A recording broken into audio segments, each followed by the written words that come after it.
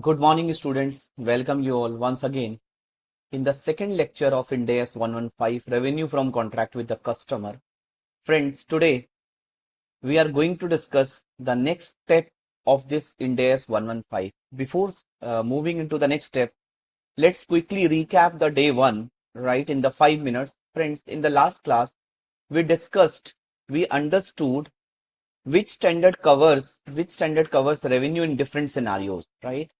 So what we discussed in the last class, we discussed that in our Indian context, we have accounting standard 9 and accounting standard 7, two standards on revenue recognition. One is AS 9 and AS 7 is on construction contract revenue recognition. Then we discussed in the current era, we have AS 9, AS 7. In IFRS, which is globally, we have IFRS 15, revenue from contract with the customer. In Ind AS, we have Ind AS 115, the converged version of IFRS 15 applicable to India, which is Ind AS 115. Okay. If you Google, probably you found out Ind AS 11, Ind AS 18, or IAS 11, IAS 18. These standards were effective up to 31st March 2018 in Indian context and 31st December 2017 31st December 2017 in global concept, right, in global context. But as of now IAS 11 and Ind AS 11, IAS 18 and Ind AS 18 is not applicable, right, as of now. So those standards have been deleted and Ind AS 115 and IFRS 15 had replaced those standards. Okay, right, you can see I have just crossed these standards: IAS 11, IAS 18, Ind AS 11, Ind AS 18. Friends, then we discussed the meaning of revenue, contract and the customer. We understood revenue is an income which is arising in the ordinary activity of the entity, right? Ordinary course of the entity. Gains are not arising from the ordinary activity, and income is the total of main activity and the other activity. Okay. So friends, what is a contract? Contract is an agreement enforceable at law. And who is a customer? We discussed customer is a party who obtains goods or services which is an output of the entity in the ordinary course of business and in exchange for a consideration, right? This is what we discussed at length in the last class.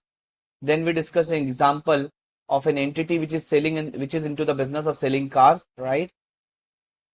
And the owner of the entity has gifted the car to his son. So whether it will be, this transaction will cover under revenue or not, 115 or not. We understood that that person who got a gift from his father is not a customer. Okay. Then we understood an example of dividend also. Is it whether this dividend is the company who is receiving a dividend, whether that company is receiving a revenue and should be covered under Ind AS 115? We concluded no. Okay. Then we have seen the helicopter view of Ind AS 115, and through the helicopter view, we understood 5-step model just little bit, right? Not in detail, but at least we understood these 5-step model which is applicable in Ind AS 115. And in the 5-step model, the first step is identification of the contract with the customer. The second step is determination of performance obligation, right? Then we need to determine the transaction price. Then we need to allocate the transaction price to the performance obligation on the basis of standalone selling price of the performance obligation. And then we need to recognize the revenue at a point in time or over a period of time, right? This is what we discussed in the last class. Then in the last class, we also discussed the scope part, that what is scope in this standard. In this standard, all the revenue is comes under the scope except leasing contract, insurance contract, financial instrument, non-monetary exchanges. You remember we discussed an example of two apparel traders, right? Louis Philippe outlet. We discussed example of Patel Nagar and Rajendra Nagar. And items like dividend, these are not covered under this standard. Okay. So then we discussed these 5 steps with the help of the helicopter view. And my dear friends, our entire discussion will revolve around this 5-step. These 5 steps are the heart of this standard, right? And with that, we covered the first step. And what is the first step? Identify the contract with the customer.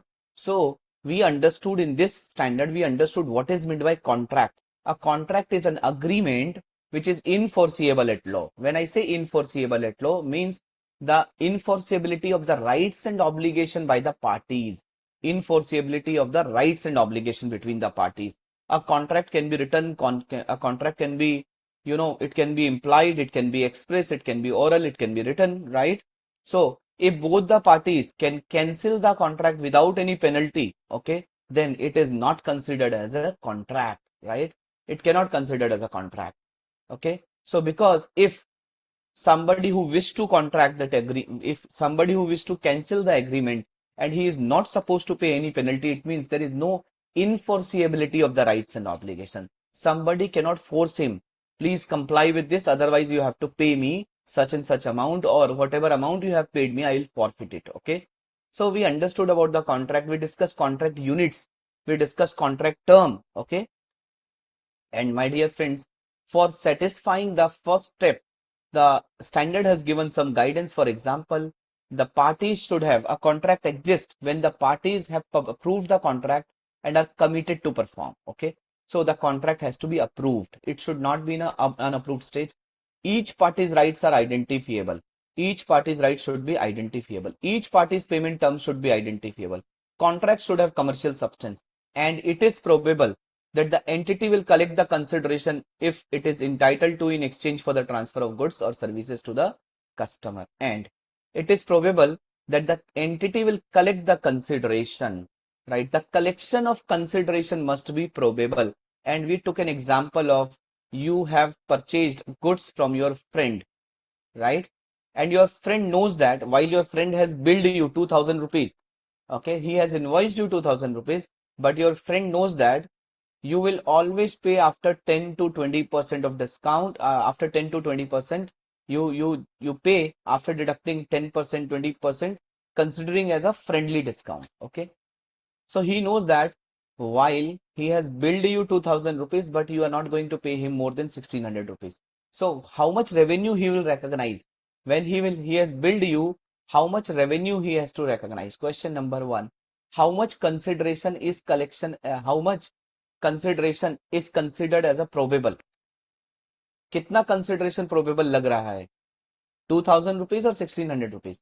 It is 1600 rupees, right, Ravinder? 1600 rupees, and your friend has to recognize a revenue to the extent of 1600 rupees. Sir, but what happens if I'll return him, if I'll repay him 1800 rupees, then तो क्या होगा?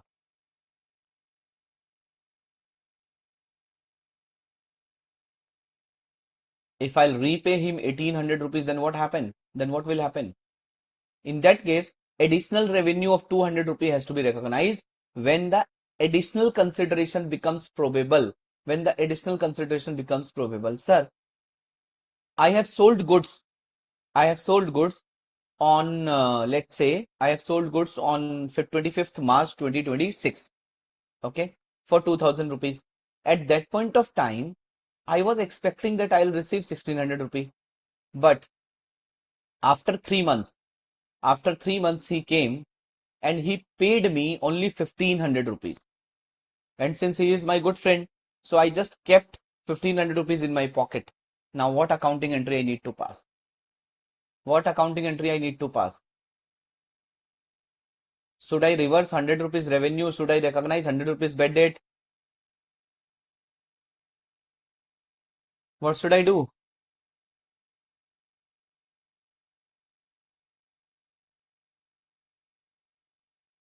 So what is the accounting entry I need to pass?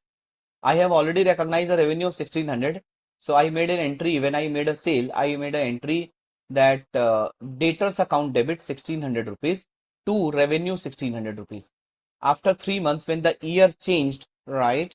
So in the next financial year, that person came. In the next financial year, that person came and he paid 1500 rupees. What is the accounting entry, my dear friends? When he is paying extra amount, I told you that we recognize extra revenue. But when he paid less amount, what should I do, Sai Kiran?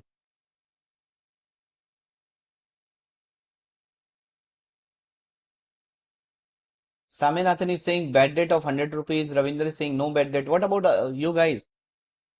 Friends, if you have recognized a revenue in a financial year, okay, so you will not reverse that revenue, okay, you will not reverse that revenue, rather you have to create a bad debt for that. So in that case, the accounting entry will be cash account debit 1500 rupees, to debtors 1600 rupees, so bad debt 100 rupees, okay, 100 rupee will be considered as a bad debt.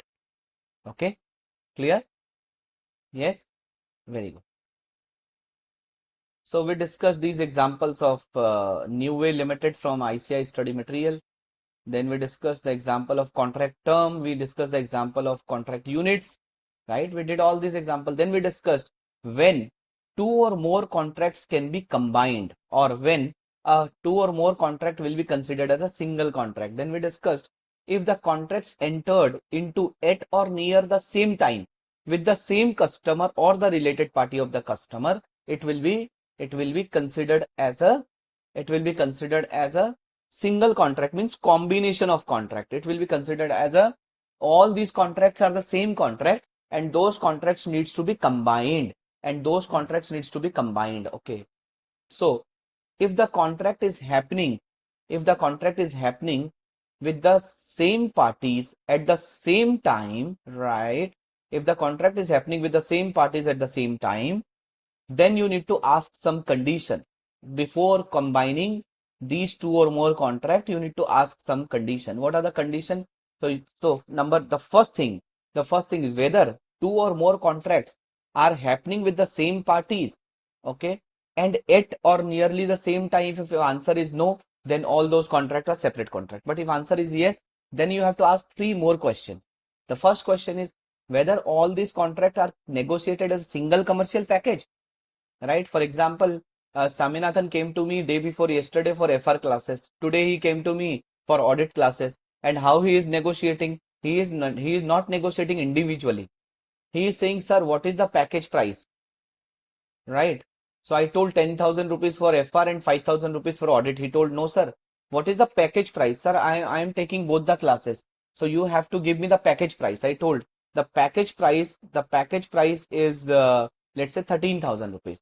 So while the FR and the audit, so Saminathan came at a different time, okay. But whether these two contracts can be combined, answer is yes, because it is nearly the same time. It is not at the same time, but it is nearly the same time, and it is with the same party. It is only Saminathan, right? It is the same party. So friends, now second question. So while I agree, so the contract of FR and the contract of audit is happening just in the span of 2 to 3 days with the same party, okay. Now I need to ask another question, whether these two contracts are negotiated as a single commercial package. Answer is yes. So if answer is yes, so it is not all, right? All three conditions not need to be satisfied. Even if one or more of the criteria satisfied, then you can combine those two contracts, okay. So yes, if contract is negotiated as a single commercial package, it has to be accounted for as a single contract, okay. Means these two contracts can be combined.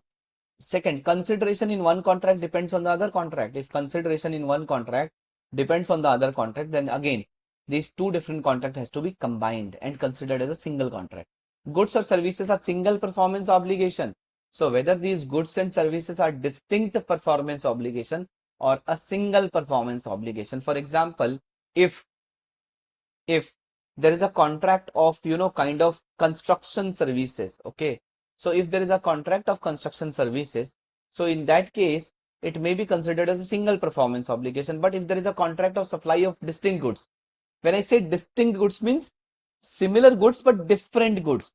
For example, the contract is of 5 mobile phones in the first step, and the contract is of 10 mobile phone in the second step, okay. So basically you cannot say that it is a single performance obligation. 5 mobile phone has a different utility to the different people, and 10 mobile phone has a different utility to the different people, okay. So they can be used at the same time by different set of people.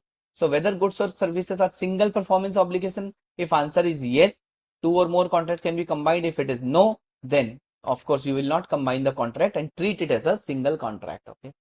So we discussed these examples, right? We also discussed about the contract modification. Whenever there is a change in the scope or change in the price of a contract, Whenever there is a change in the scope or change in the price of the contract, right? So whenever there is a modification, you are changing the scope, you are changing the price, and with that modification, if the scope is increasing, if the scope is increasing, and when the scope is increasing means the parties are adding distinct goods and services, means you are adding distinct goods and services. Distinct means different goods and services you are adding, and the price of the contract is increased by the standalone selling price, fair value of the additional goods and services, right? If this is the case, number one, your scope is increasing and those goods and services are distinct goods and services. Number two, the price which is increasing, the contract price which is increasing, also in line with the price of the distinct goods and services. Okay, if these two conditions will met, it has to be treated as a separate contract. Otherwise, all the other modification has to be treated as a part of the original contract, right? So we discussed this question about the contract modification. We discussed the concept of contract modification. We discussed the example of contract modification, right? So these examples we have covered in the last class. Now, friends, the time has come to move to the second step. My dear friend, this standard is very lengthy standard. That is why ICAI has given you 6 classes. This is a very lengthy standard. My dear friends, in this standard, I'll take lot many examples to make you understand the concept. Yes, few wordings are very kind of complicated wordings, right? So you will be able to understand this standard with the help of, with the help of, I would say, multiple examples and with the help of lot and lot of practice. Okay. So not to worry, I will discuss lot many examples from the real life. I mean to say lemon examples, and I will also discuss lot of questions from the board of studies material and the other materials. Okay, right? So have you understood the step number one? Have you understood the fundamental of the standard? Yes or no? Yes, friends. One thing you need to remember always. One thing you need to remember always. Right? What you need to remember, my dear friends? You always need to remember this standard is a customer oriented standard. This standard revenue from contract with the customer is a customer oriented standard. This standard is not from the perspective of the supplier. This standard is from the perspective of the customer. This standard is from the perspective of the customer, right? So first of all, you have to be clear about this thing. This standard is from the perspective of the customer. That has to be very much clear. So, and I will prove this thing when I will discuss identification of performance obligation. Okay. So you will be convinced when I will cover this step. You will be convinced. Okay.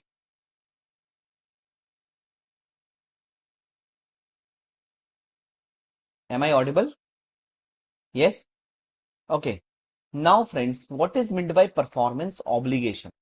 Don't go by the technical jargon of the standard. We will discuss this standard in a very simple manner. What is meant by performance obligation? What is meant by performance obligation?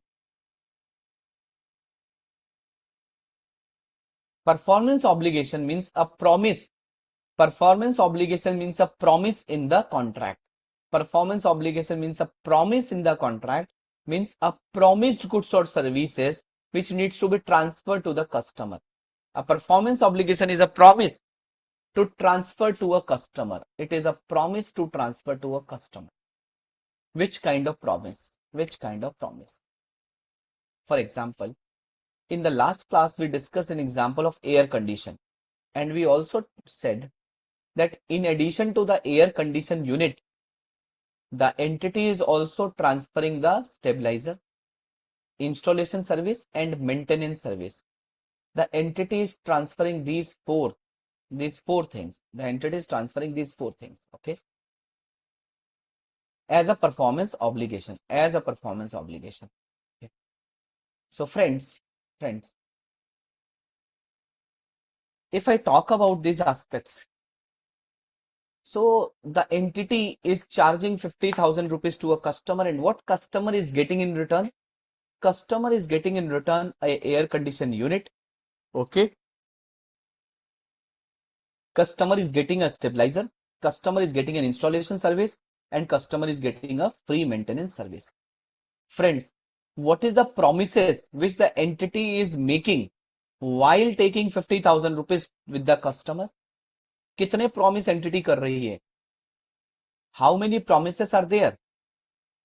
How many promises are there? There are 4 promises: AC unit, yes, stabilizer, maintenance service, and installation service, right? Four performance obligation, 4 promises they are doing, and of course, whether these promises will benefit the customer, of course, yes. AC unit will benefit the customer.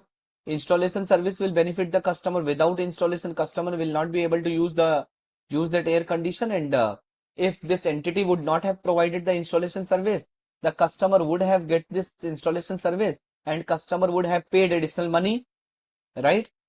And my dear friends, with the stabilizer, the same aspect, it will control your voltage fluctuation. And maintenance service, the same thing. With the maintenance service, the customer will be able to maintain the continuity of the benefit of that goods, right? And continuity of the benefit of that goods. And of course, if this entity would not have provided the maintenance service, the customer would have to get the free maintenance service from somebody else. I mean to say this maintenance service from somebody else, and customer would have to pay the money.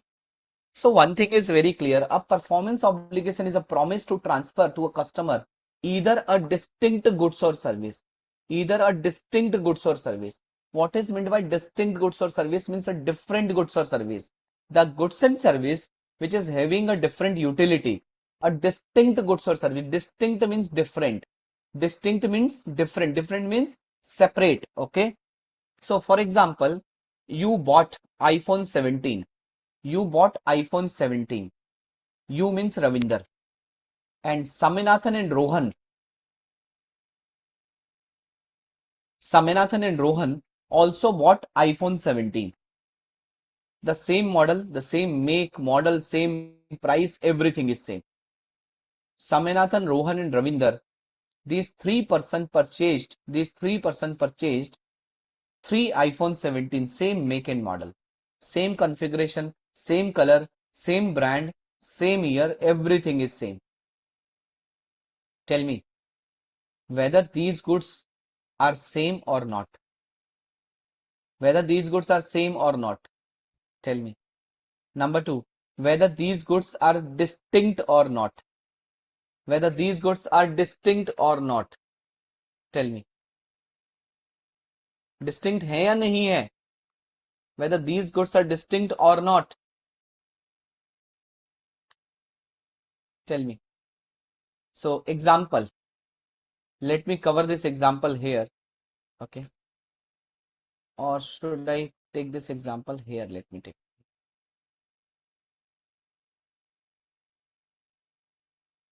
My Excel file is visible now.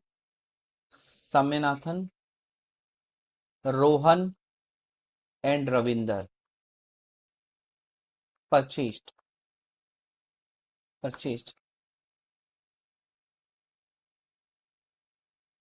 iPhone 17. Purchased iPhone 17. Saminathan, Rohan and Ravinder purchased iPhone 17.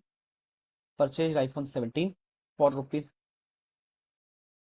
1 lakh, right, from ABC Limited. From ABC Limited. All these phones are having a same configuration, same color, same make and model. Same make and model. Please let us know whether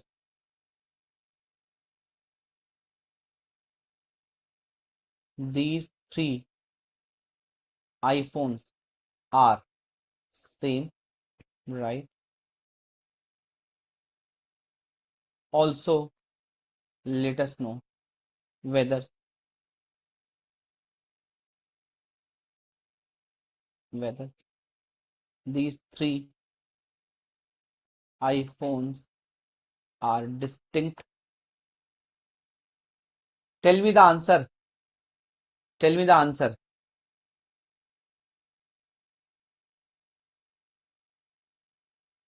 Yes, these three iPhones are same, right? And yes, these three iPhones are distinct. Are distinct. Distinct means separate.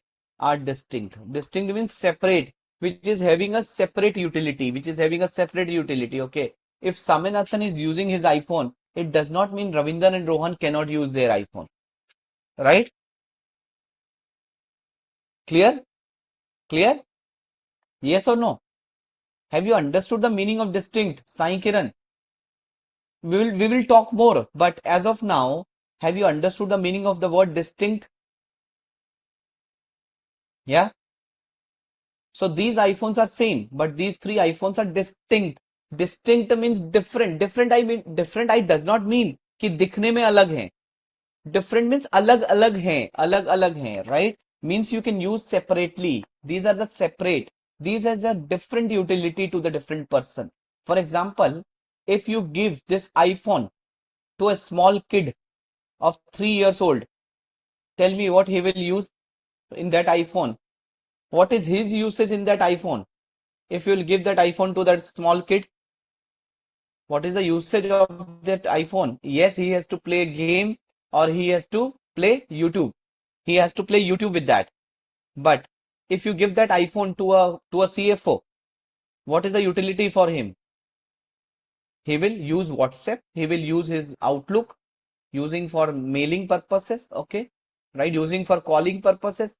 If the iPhone will be given to you guys, what is your usage? You will also play YouTube, but for the purpose of listening live virtual classes. Yes. So the different people has a different use. Different people has a different use, right? Different people has a different use to it. Okay. So my dear friends, distinct means separate. Distinct means separate. At the same time, the customers can use it. Okay. Distinct means separate. Okay. Now, what is a performance obligation? My dear friends, what is a performance obligation? So, a performance obligation is a promise to transfer goods or services which are distinct goods or services, which are separate goods or services. An auditor is providing an audit services like Sailendra.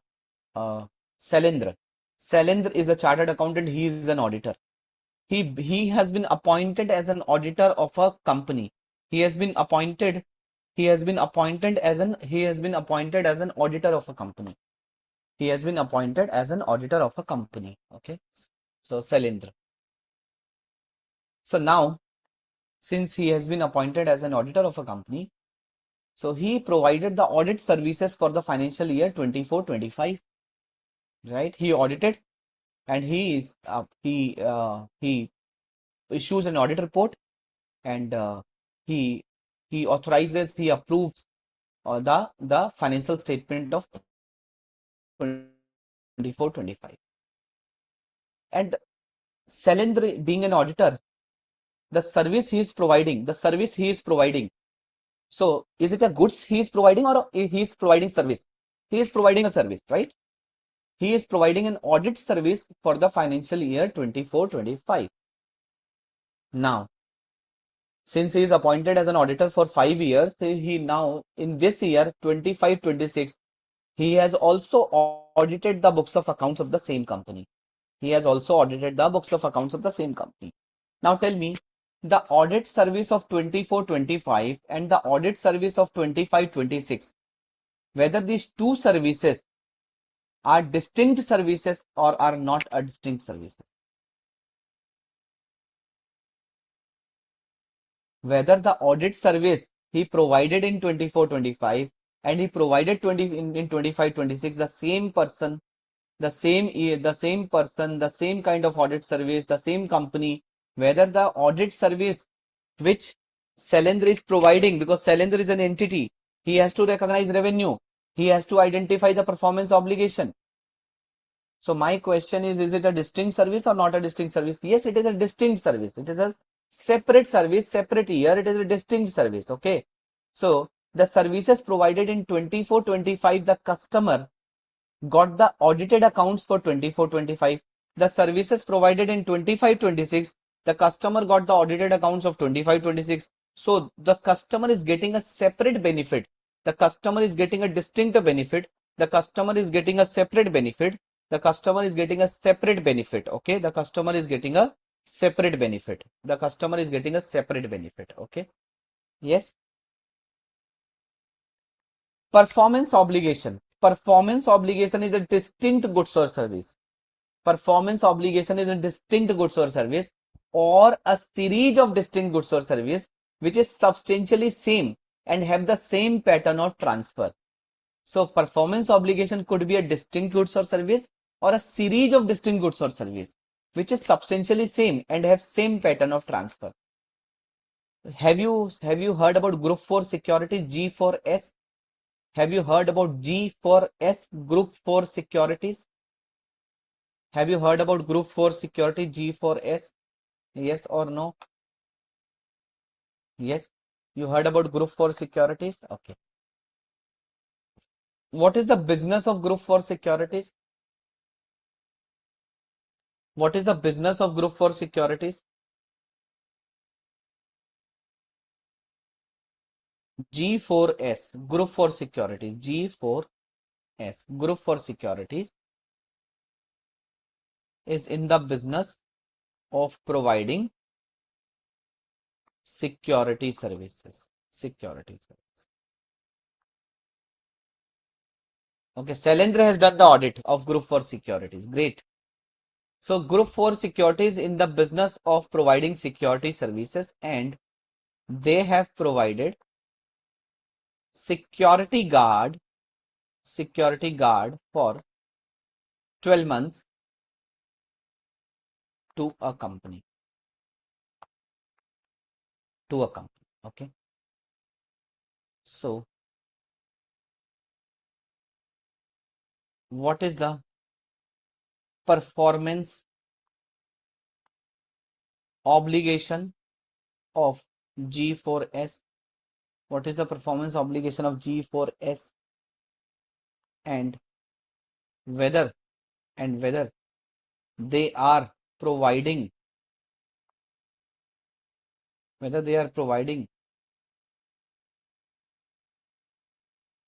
the distinct goods or service when their security guard is deployed and performed. When the security guard is deployed and performed, the security service every day.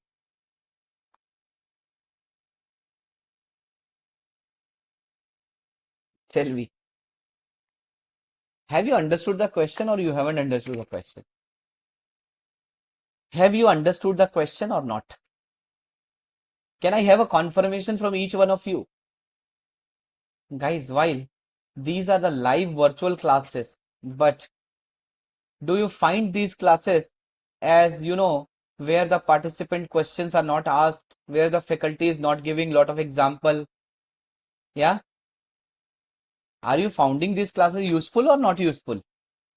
Because your feedback is very, very important. See, if you are getting something at a free of cost, okay, at your place, of course you need to labor hard. Even if you are getting after paying a huge amount, still you have to labor hard. You have to work hard. Okay. But the point is,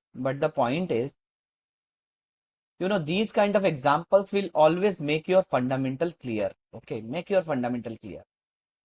And ICAI, must appreciate ICAI that they are giving ample classes on the required topic. Like on this topic, they have given you 6 classes. Okay. And faculty is not in hurry to just complete the subject. just complete the topic. Okay, like for I have just entered into identification of performance obligation, and I am giving you lot many example so that your fundamentals will be cleared. Okay, because this standard, you can have the success on this standard only after having the examples. Now, my dear friends, think about Group 4 Securities. So they are the company. So this company is applying Indian accounting standard, right? Sailendra, you did the audit. This company is under Ind AS, Indian accounting standards. Now this company, what is the business model of this entity? This entity business model is they provide security guard to the client, to the companies, and these companies are paying them for the security guard services. Now the question is, every day, so this company deploy a security guard for 12 months.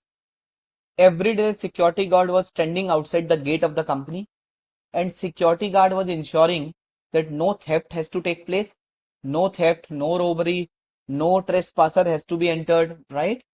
So the security guard is ensuring that the right people has to enter into the premises of the company. Okay, and whatever protocol is there, they have to sign the register, they have to give their details. So the security guard is following all those protocols. Now my question is, every day the security guard is providing the service. Every day this company is providing a security guard service to the client, to the company. Whether everyday service is a distinct service or not. Whether everyday service is a distinct service or not. Means the moment this company is providing the security service, whether the customer is getting the benefit of that security service or not. Yes. Yes. The customer is getting the benefit of that service every day. Yes. Number two, the security guard who slept last night or who slept yesterday, and due to that some mishappening happened. Some mishappening happened means a thief has entered into the premise of the company and he has stolen some goods, right? So today and after this event, of course, the security guard was like he was acting like a military from today. But yesterday he was sleeping and the theft has happened. Friends, by performing the better services today and afterwards, can this security guard reverse the situation which happened yesterday? Yeah. तो कल जो हुआ क्या उसको बदला जा सकता है? Whether this security guard will be able to change the past by performing better in today and the future?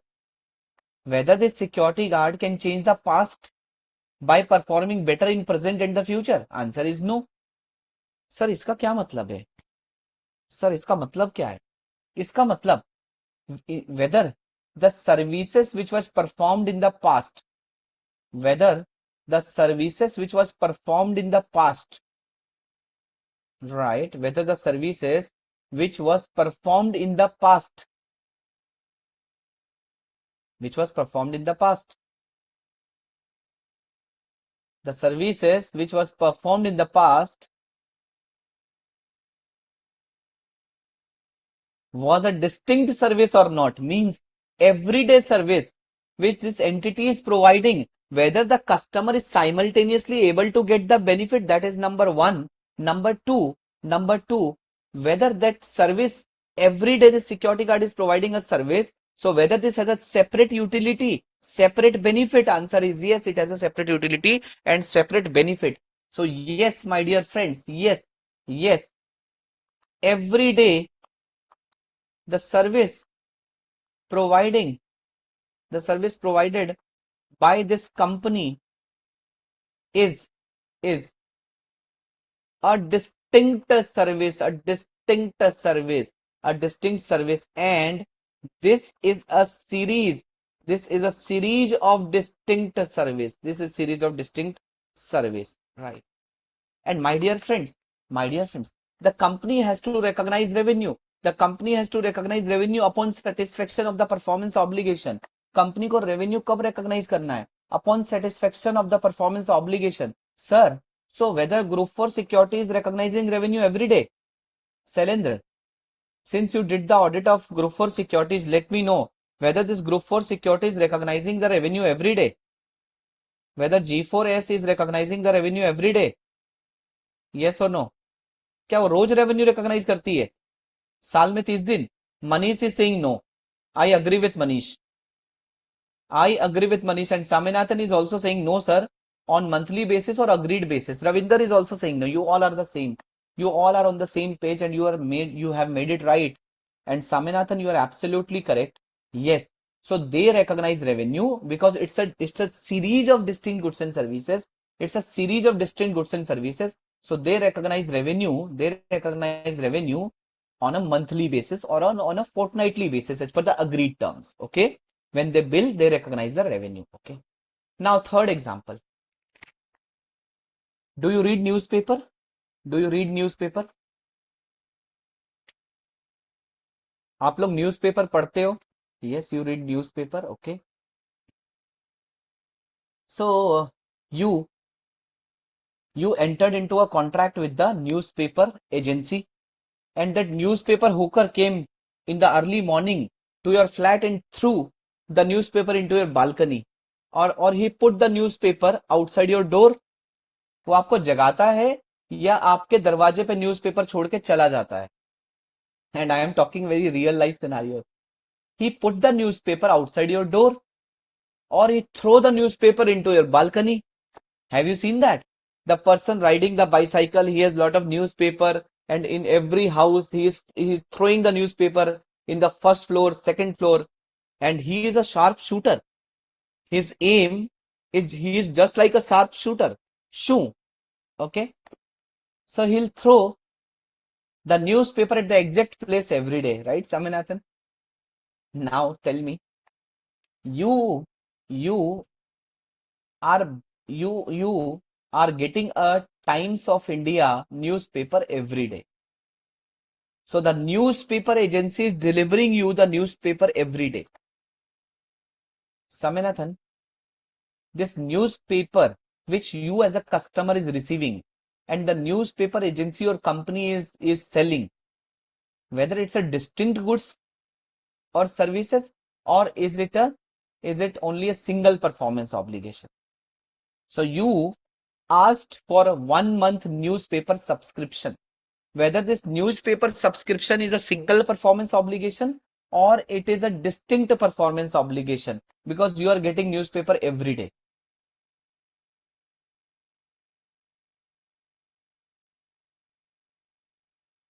It's a distinct service. It's a series of distinct service.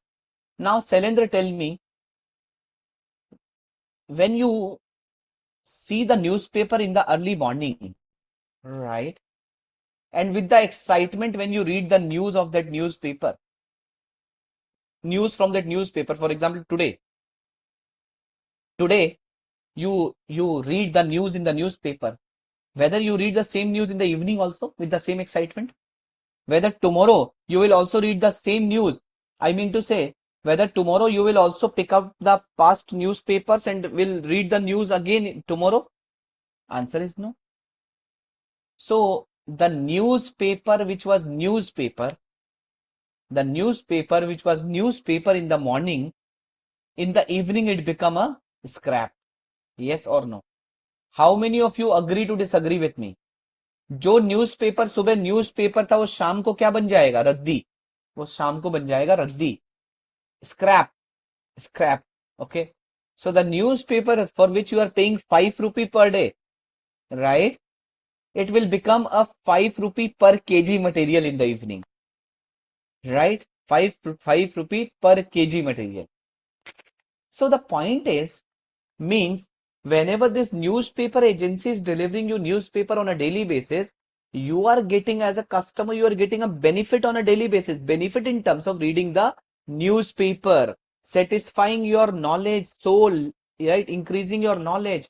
So you are every day you are getting this newspaper service, and you are getting the benefit every day. You are getting the benefit every day, my dear friend, every day. And the benefit which has already gone, you will not You will not be able to receive the benefit again in future because that does not have any utility. That does not have any utility, okay, in the future. So every newspaper, everyday newspaper has the utility for the same day, okay. So it's a series of distinct goods and services. My dear friends, have you been able to understand the meaning of distinct goods and services? Have you been able to understand the meaning of distinct goods and services, right? So this performance obligation, what is a performance obligation? Performance obligation is a promise to transfer goods and services. Which goods and services? A distinct goods and services or a series of distinct goods and services, which are substantially the same and having a same pattern of transfer. Same pattern of transfer means like security guard services, like audit services, like newspaper services, okay. So newspaper is not a service, it's a good. Newspaper, okay. So it's again series of distinct goods or services, okay. Series of distinct goods and services, okay. Yes, Saminathan, my teaching is a service, okay. Milk is a product, okay. Like, yes, great example taken by Saminathan sir. For example, milkman is delivering the milk every day. Of course, you have the milk, you boil the milk, you drink the milk, milk is finished. Now next day morning again a fresh milk will come, right? So this milk selling, of course, everyday milk is a distinct milk, okay. So but it's a series of distinct goods and services, okay, right? Now sir, give us some formula to understand whether the goods and services are distinct or not distinct. Friends, there are two-step model to understand whether the goods or services are distinct or not so distinct, not distinct. Okay. Step number one. Step number one. I hope my Excel is visible or my PPT is visible. My PPT is visible, right? So friends, performance obligation we discussed. Performance obligation is a distinct goods or services or a series of distinct goods and services. Now the question comes, when goods and services are considered as distinct, उसको कब distinct माना जाएगा? So there are two-step model. Step number one. Number one, you need to focus on the goods or services level. So whether customer, so first you need to look at the goods and services level. Goods and services level. आपको goods and services के level पे देखना पड़ेगा. Number one, customer can get the benefit. Number one, whether customer can get the benefit from the individual goods or service on its own, or customer can use the goods or service with other readily available resources.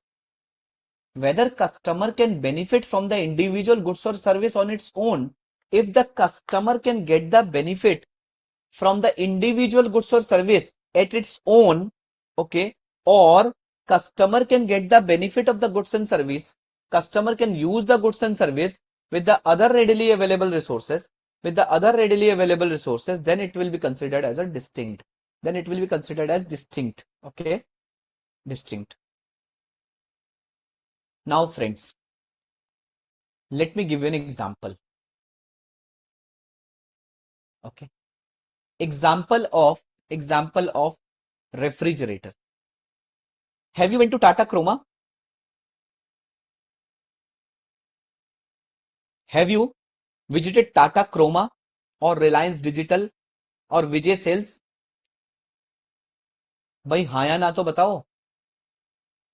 Guys, have you visited Tata Croma, Reliance Digital, Vijay Sales, or have you seen these outlets?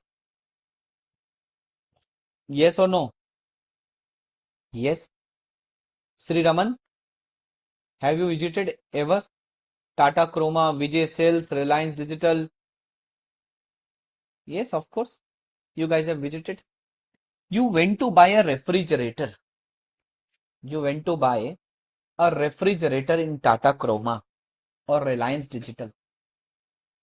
You asked what is the price of this refrigerator? He told the price of the refrigerator is 50,000 rupees.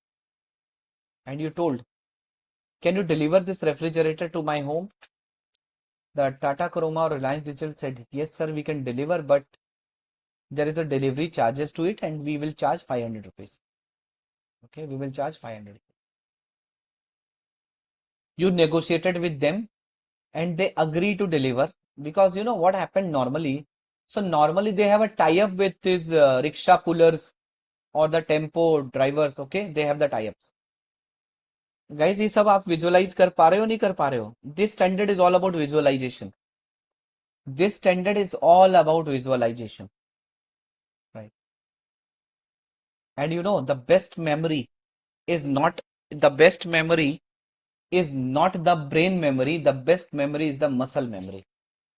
The best memory is the muscle memory. And what is a muscle memory? Muscle memory comes from the visualization also. So just think about the Tata Chroma or Reliance Digital. You are the auditor of this Tata Chroma or Reliance Digital, and you need to recognize the revenue. You have your client has some customer. The customer has come, he purchased the refrigerator, he is asking for a delivery service. Okay. And your client has a tie-up with these rickshaw pullers, tempo drivers to deliver the goods to the customer place. You negotiated with the Tata Chroma or Reliance Digital and they agreed to deliver it at free of cost. They agreed, but of course, these rickshaw pullers or tempo driver will charge from the Tata Chroma or Reliance Digital. So let's discuss step by step. Identify the contract with the customer. Is it contract with the customer? Is it contract with the customer? Answer is yes. Determine the performance obligation. How many performance obligations are there? How many performance obligations are there in this contract? While it seems like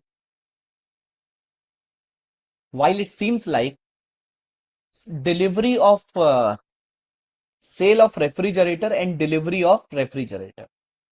Sale of refrigerator and delivery of refrigerator. You are saying two performance obligation. Number one, while there are two performance obligation on the face of it, but you need to look at whether these two performance obligation are the same performance obligation. I mean to say same means single. Whether these two performance obligation are single performance obligation or whether these two performance obligation are distinct performance obligation. So to understand whether these are the two different performance obligation, to understand whether these two goods and services are single goods and services or distinct goods and services, you need to see whether customer can get the benefit of this individual goods and service at its own, or customer can use the goods and services with the other readily available resources. Now the point is, the Tata Chroma Reliance Digital has sold the goods. Now they are saying that we will be able to deliver only day after tomorrow. Friends, whether customer can get the delivery, customer can arrange the delivery at its own, or customer can get the delivery with the help of the readily available resources or not. क्या customer इसकी delivery खुद ही अपनी गाड़ी में लेकर नहीं जा सकता रेफ्रिजरेटर? क्या ये कस्टमर किसी दूसरे रिक्शा पुलर को या किसी टेम्पो ड्राइवर को पकड़कर क्या वो डिलीवर नहीं कर सकता? Whether the customer will not be able to get the benefit of delivered these goods and services to his premises at its own or with the help of the readily available resources? Answer is yes, he can do it. He can do it. So friends, at a goods or services level, goods and services will be considered as distinct. Goods and services will be considered as a distinct. When goods and services will be considered as a distinct.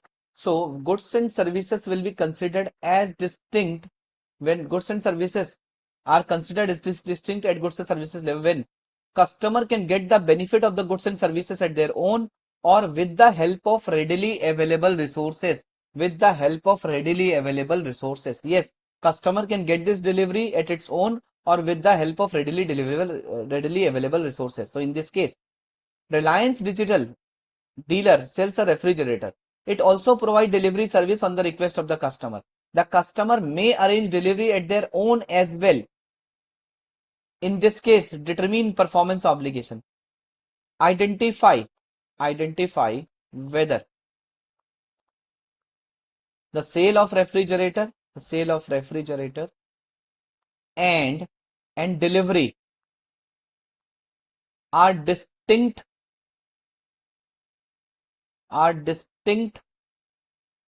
goods or services, or are a single performance obligation. When goods and services are distinct, it will be considered as a separate performance obligation. बताइए क्या answer करें इसका? My dear friends, what should I answer this? Tell me, I don't know the answer. मैंने पढ़ाई नहीं कभी. I have never read Ind AS 115. Tell me, what should I answer? क्या answer करूं? Sale of refrigerator, delivery of refrigerator. For example, he sold refrigerator on 25th of March 2026. He delivered this refrigerator on 2nd April 2026. So this to 50,000 rupees. So this is a single performance obligation or double performance obligation. This is a two performance obligation, PO1 and PO2. These are the two performance obligations. PO1 and PO2. These are the two performance obligation, right? PO1 and PO2. These are the two performance obligation. I hope this is clear to all of you, my dear friends. I hope this is clear to all of you. Yes or no? Yes or no? Is this clear or is this clear? Right? Yes or no? Now, Saminathan has a twist. Okay. So sale of refrigerator delivery, you understand it? Means, sir, what is the benefit of these two performance obligation? Means, if there are two performance obligation, you have to determine the transaction price, 50,000 rupees, allocate the transaction price into the standalone selling price of the two performance obligation, recognize the revenue when the performance obligation is satisfied. Yes or no? याद है वो helicopter view? वो helicopter उड़ गया या याद है? Rohan, helicopter उड़ गया या हेलीकॉप्टर याद है आपको? Shailendra, you remember the helicopter or you don't remember the helicopter? Remember the helicopter? Yes? Okay, helicopter view. Okay, guys, now, let's have some twist. So, suppose in the above case,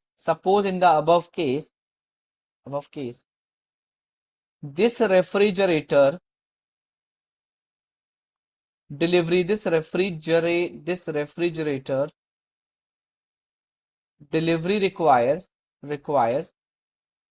a special handling and delivery specifications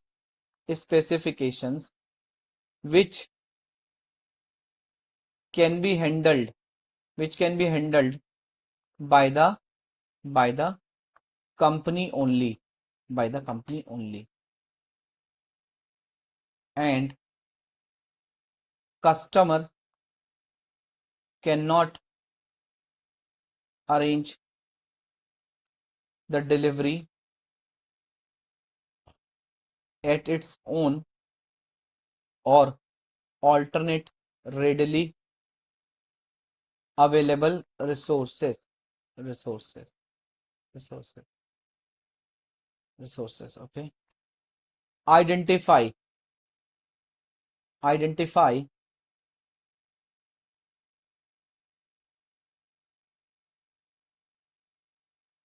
Identify whether the sale of refrigerator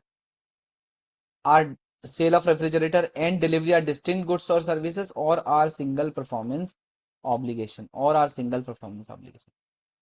Guys, tell me. Sale of refrigerator 25th March, delivery to 2nd April. Is it a single performance obligation, double performance obligation? This has to be a what? This has to be a single performance obligation. This is a single performance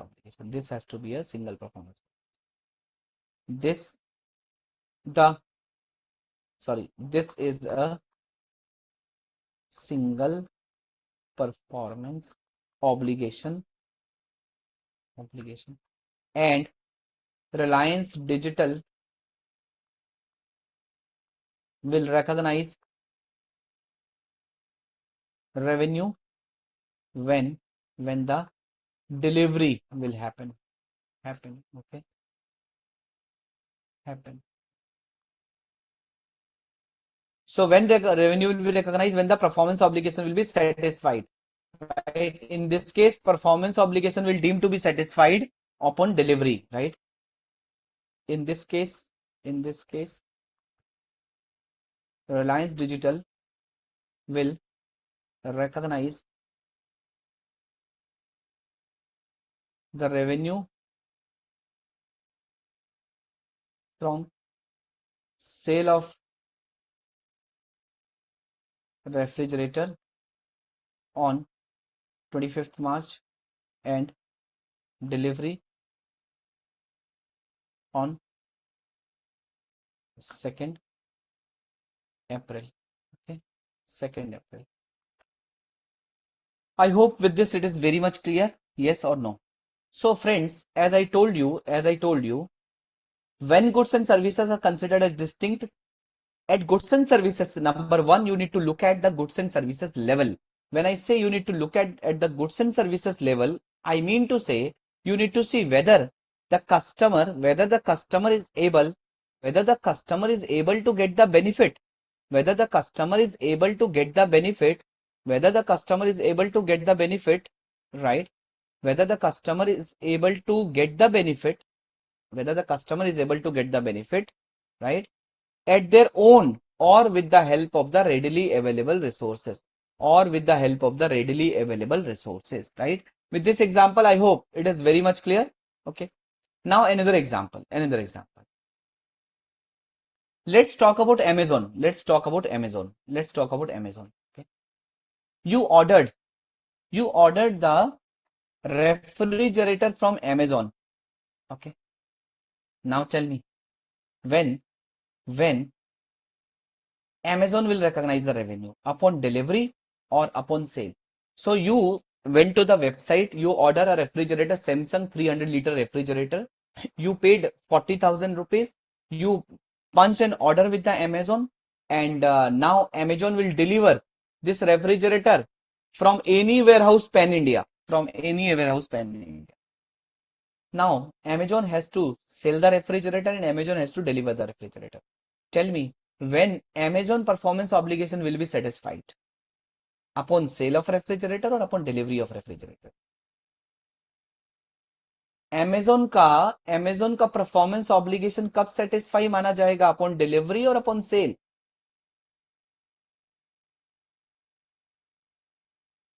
Upon delivery. Because tell me, while you purchase the refrigerator as a customer, will you be able to get the delivery? Will you be able to arrange the delivery? Will you be able to get the delivery or arrange the delivery at your own or with the help of the readily available resources? Yeah, definitely no.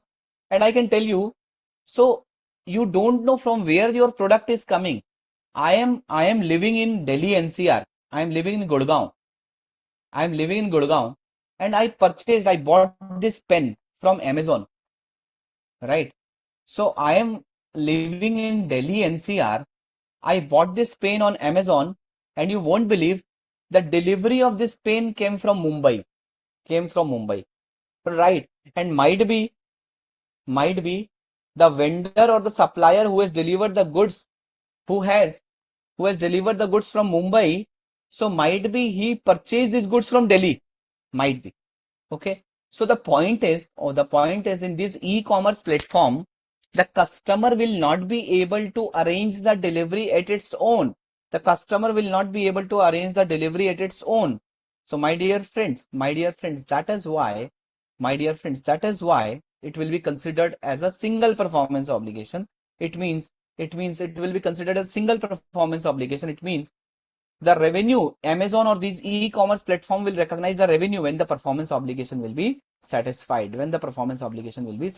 For example, they sold the refrigerator on 25th March, but the delivery happened on 2nd April.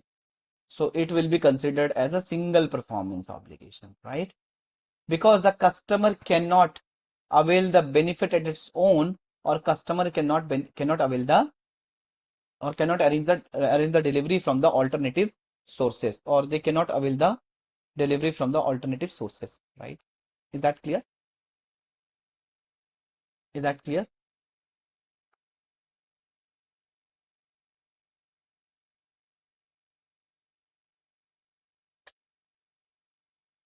Now, another question.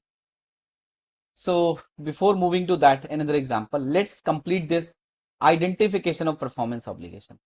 So have you guys clear on the identification of performance obligation? Means whether goods and services are distinct at goods or services level, at goods or services level, and you also need to look at, at contract level also, at contract level also, right? So at goods and services level, at goods and services level, the goods and services are considered as distinct when the customer will get the benefit of the goods and services at their own or with the help of readily available resources. With the help of readily available resources, right? And at a contract level, the goods and services are separately identifiable in the contract. At a contract level, the goods and services are separately identifiable in the contract if if so for considering your goods and services are distinct, it has to be distinct at a goods and services level, and the goods and services are separately identifiable in the contract. और क्या होना चाहिए? Goods and services contract में separately identifiable होने चाहिए. Goods and services contract में separately identifiable होने चाहिए. Sir, goods and services will be considered as a separately identifiable in the contract when कब माना जाएगा, कि goods and services are separately identifiable in the contract? When? So goods and services are considered as separately identifiable in the contract if there should not be a significant integration, there should not be a significant modification or customization, or the activity should not be highly interdependent, or the activity should not be highly interdependent. The goods and services are considered as the goods and services are considered as separately identifiable in the contract if there should not be a significant integration between the goods and services, there should not be a significant modification or customization in the goods and services, and there should not be, and the activity should not be highly interdependent, Let's understand with the help of one example. Okay. Flipkart. You purchased a computer from Flipkart. You bought a computer from Flipkart.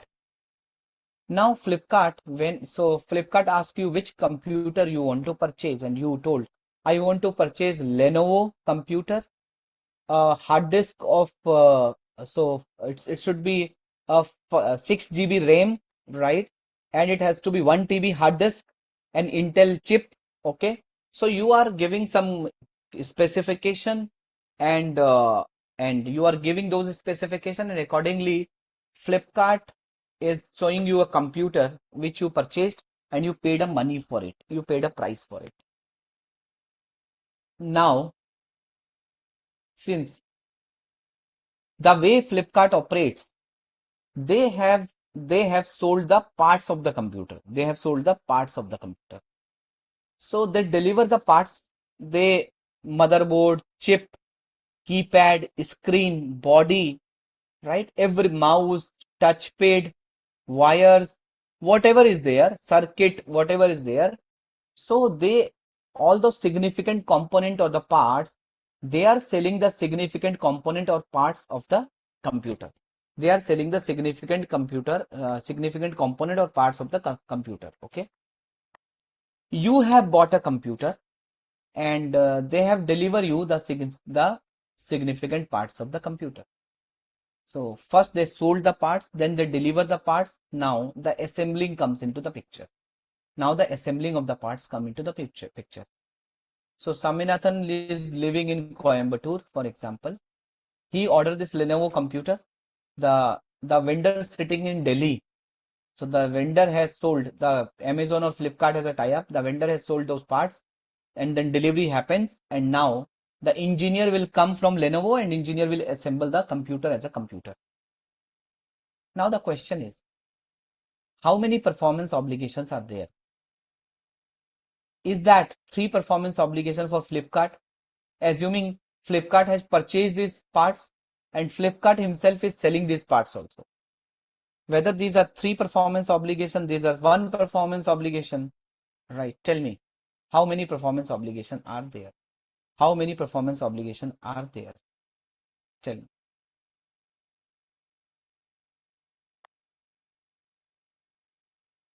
How many performance obligations are there?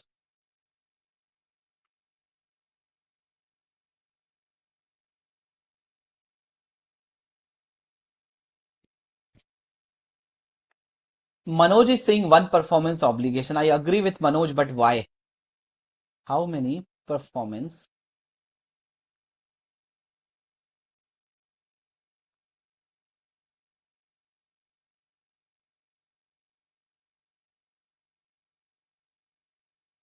Selling parts of computer. Example, sold on 25th March. You got the invoice. It was sold on 25th of March 2026. Okay. 25th March. Okay.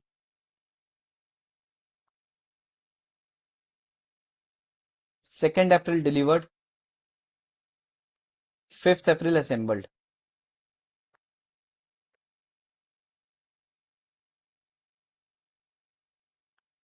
Manoj is saying because customer cannot use parts and significant integration. Only single point of contract is Flipkart, so it's single performance. No, it's not about single point of contract. It's not about that. First of all, tell me is delivery. Let's understand it from the goods and services level. Let's understand from the goods and services level. Can you arrange the delivery at its own? Can you arrange the delivery at your own? Can the customer arrange the delivery of these parts at their own? Answer is no. Answer is no. So selling parts for computer and delivering of parts at a goods and services level, these selling parts for computer and delivery of part, this is a single performance obligation.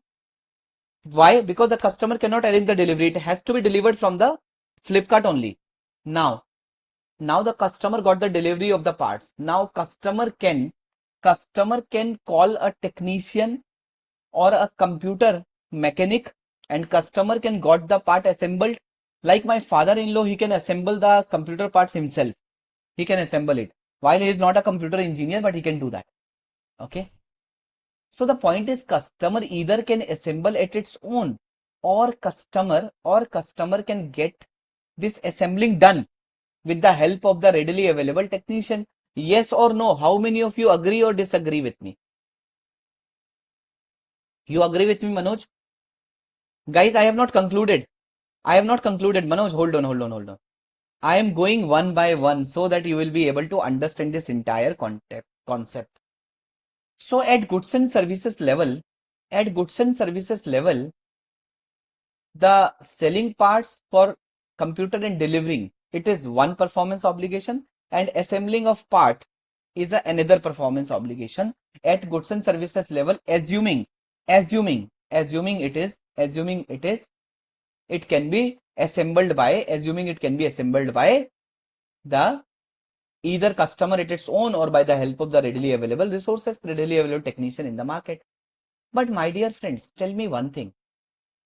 When you bought a computer, what was your intent as a customer? To have the computer parts or have the computer?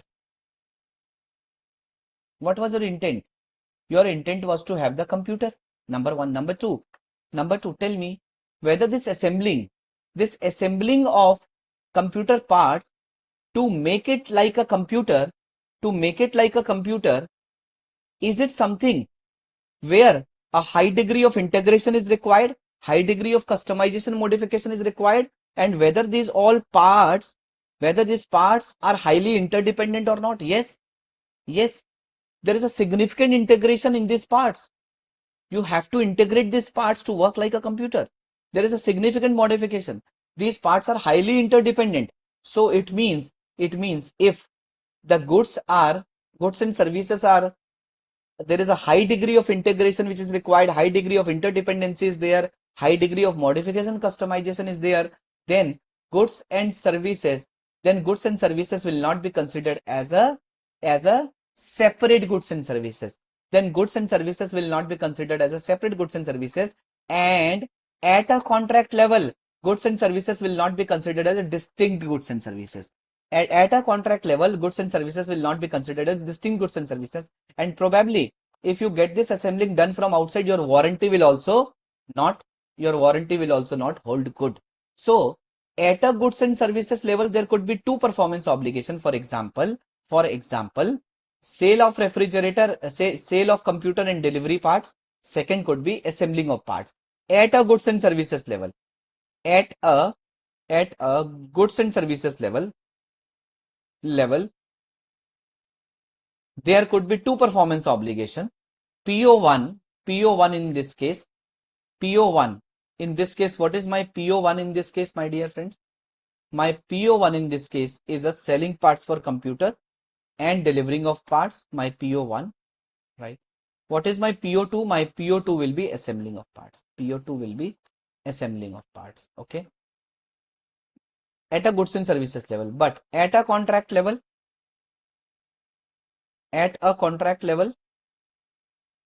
what will happen at a contract level? At a contract level,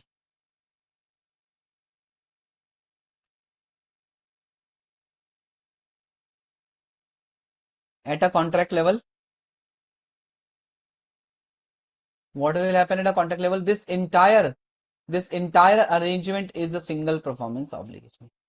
So I think I should write it here.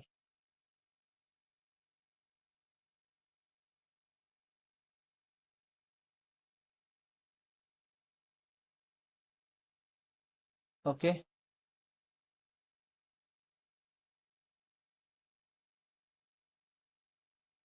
Solution. The customer cannot arrange the delivery at its own in this case, and hence selling parts and delivery will be considered as a single performance obligation. Assuming the customer can arrange the assembling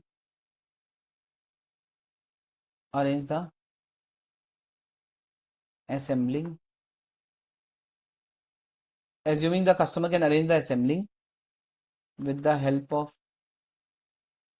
computer mechanic in the market,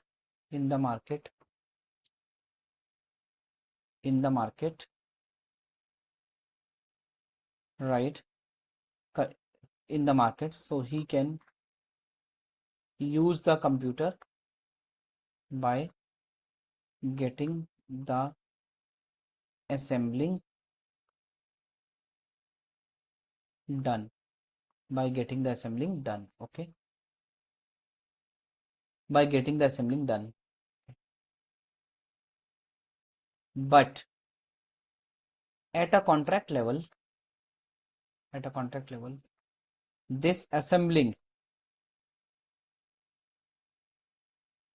requires a significant integration, customization,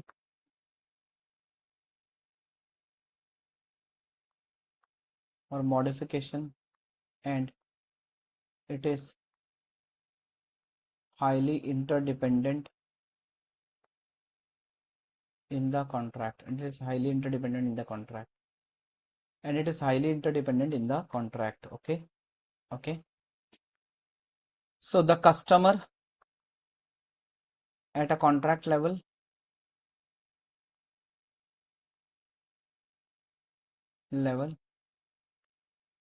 needs the computer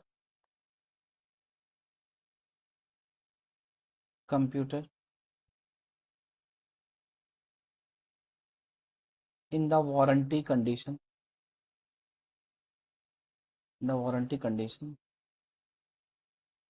so that he can use it. Okay. So at a contract level, this is a single performance obligation, this entire performance obligation. So final conclusion. What is the final conclusion? It is and, it is not or. What is the final conclusion? Whether two performance obligation or one performance obligation. क्या है final conclusion, my dear friends? It is a single performance obligation.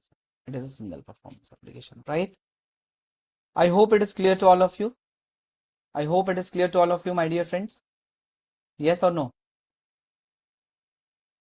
Is it clear or is it clear? Is it clear or is it clear? Yeah. Let's understand this example from ICAI study material illustration number 10. A construction service company enters into a contract with a customer to build a water purification plant. A construction service company enters into a contract with a customer to build a water purification plant. The company is responsible for all aspects of the plant, including overall project management, engineering, design service, site preparation, physical construction of the plant, procurement of pumps and equipment for measuring and testing flow volumes and water quality, and the integration of all components. Determine whether the company has a single or multiple performance obligation under the contract. So this construction company enters into a contract to build a water purification plant.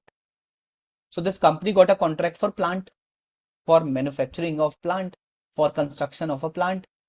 And while constructing a plant, of course, this company is responsible for all aspects, be it project management, engineering, design services, site preparation, physical construction, procurement, equipment measuring, testing flow volumes, water quality, integration of all components. It is responsible for each and every aspect. Okay. So determine whether the company has a single performance obligation or multiple performance obligation under the contract. So might be you're thinking, sir, services and the goods. So like this company has to procure the pump also. So the pump can be procured by this company as well, by the customer as well. Pump ही तो खरीदना, वो कह रहा रोटो का pump ले आओ. Have you heard about Roto? ROTO. It's a pump manufacturing company, right? So this pump can be purchased by this client also. For example, when I got the renovation done in my house, the interior designer told me, sir, there are two aspects to it. If you want, you can purchase your material at your own. I'll provide the services. Okay. Or allow me to do a contract with material. So in this case, at a goods and services level, these goods can be separate. These goods can be separate. I mean to say, the customer can purchase these goods directly, like pump, like pipes, okay, goods, material, or the customer can arrange these goods or material. But at a contract level, tell me, what is the need of the customer? Whether the customer need this separately, whether the customer need this separately, or whether the customer need this separately, or the customer wants to have these items separate, and then he has to get somebody on board and he has to get completed the task. The customer is given the contract as a water purification plant. He need water purification plant, right? So this entire arrangement requires a high degree of customization, integration, and high degree of interdependencies there, and hence this will be considered as a single performance obligation, right? This will be considered a single performance obligation. Okay. So let's read the solution also for the sake of reading. Determining whether a goods or service represent a performance obligation on its own or is required to be aggregated with other goods or services can have a significant impact on the timing of revenue recognition. You understand it. In order to determine how many performance obligations are present in this contract, the company applies the guidance above. Okay. While the customer may be able to benefit from each promised goods or services on its own or together with the readily available resources, they do not appear to be separately identifiable within the context of the contract. That is, the promised goods and services are subject to significant integration and as a result will be treated as a single performance obligation. This is consistent with a view that the customer is primarily interested in acquiring a single asset, which is a water purification plant, rather than a collection of the related component and the services. Okay, is that clear? Okay, very good. Now another question. You bought a refrigerator, and whenever you bought any electrical appliances, so the installation is free. Yes or no? I bought washing machine, I bought TV, I bought refrigerator. Okay. So everybody, I bought fans of Havells. मैंने Havells का fan खरीदा. All they are providing installation free of cost. They will send their mechanic after 3-4 days or 2 days depending on the availability. Like refrigerator you purchase, installation is free, guys. So the company is selling the electronic appliances and the company is also providing installation service. Whirlpool is selling refrigerator and Whirlpool is also providing installation service. So Ravinder has purchased this refrigerator from Whirlpool. Now Whirlpool has raised an invoice to Ravinder. Whirlpool has collected the money. Now Whirlpool has sent somebody for installation at the Ravinder's house. Friends, tell me, in this case, installation and this sale of refrigerator, will it be a single performance obligation or will it be a separate performance obligation? Now let's take an example. Let's understand whether installation and sale, is it a distinct goods or services or is it not a distinct goods and services? Let's understand at a goods and services level. So Saminathan, whether if Whirlpool will not send its mechanic for installation, will the customer will be able to install the refrigerator at its own or with the help of the mechanic available in the market? It is plug and play. Aaj tak I never asked any mechanic for any installation, be it my refrigerator, be it my washing machine, right? So the customer can avail the benefit of installation at its own or with the help of readily available resources. It means the sale of refrigerator and the installation service is a separate performance obligation. It's a distinct goods and services. It's a separate performance obligation. Ravinder. And now let's talk from the context of the contract also at goods and services level. These are two performance obligations, sale of refrigerator and installation service. Okay. Now let's discuss from the context of the contract. From the contract level, whether this installation requires a significant integration, significant modification, significant customization, whether significant interdependency is there. No, it is plug and play. You have to have a switch, you have to have a socket, and you just need to plug and play. So in the context of the contract also, these goods and services are identifiable. So it is a separate performance obligation, not a single performance obligation. Friends, normally and practically, you know what these companies are doing? At 90% cases, the mechanics, these customers are not calling for the mechanics, not calling for installation service. They install it within half an hour. And second, these companies are recognizing a complete revenue. These companies are recognizing a complete revenue upon delivery of refrigerator only, upon sale of refrigerator only. Why? Because they know that very few will call for the mechanic, and the customer can arrange at its own also. So it's only it's rare formality. Okay. If mechanic charges for installation, then separate, doesn't matter. Doesn't, Ravinder, charges doesn't matter, right? What matters? What matters? Is it something at goods and services level? Whether customer can get the benefit at his own? Answer is yes, it is a separate performance obligation, distinct performance obligation. And you need to look from the context of contract also. Whether this installation, assembling, etc., etc., whether it requires a significant degree of integration, modification, customization, highly interdependent. Answer is no. Then it is also distinct. If answer is yes, it is not distinct. Is that clear, Ravinder, or not clear? Friends, we will discuss 3 4 more examples on it. Friends, it's 8:35 now. Let's have a 12 13 minutes break and we'll start at 8:48. Okay, 8:48. It's 8:36 now.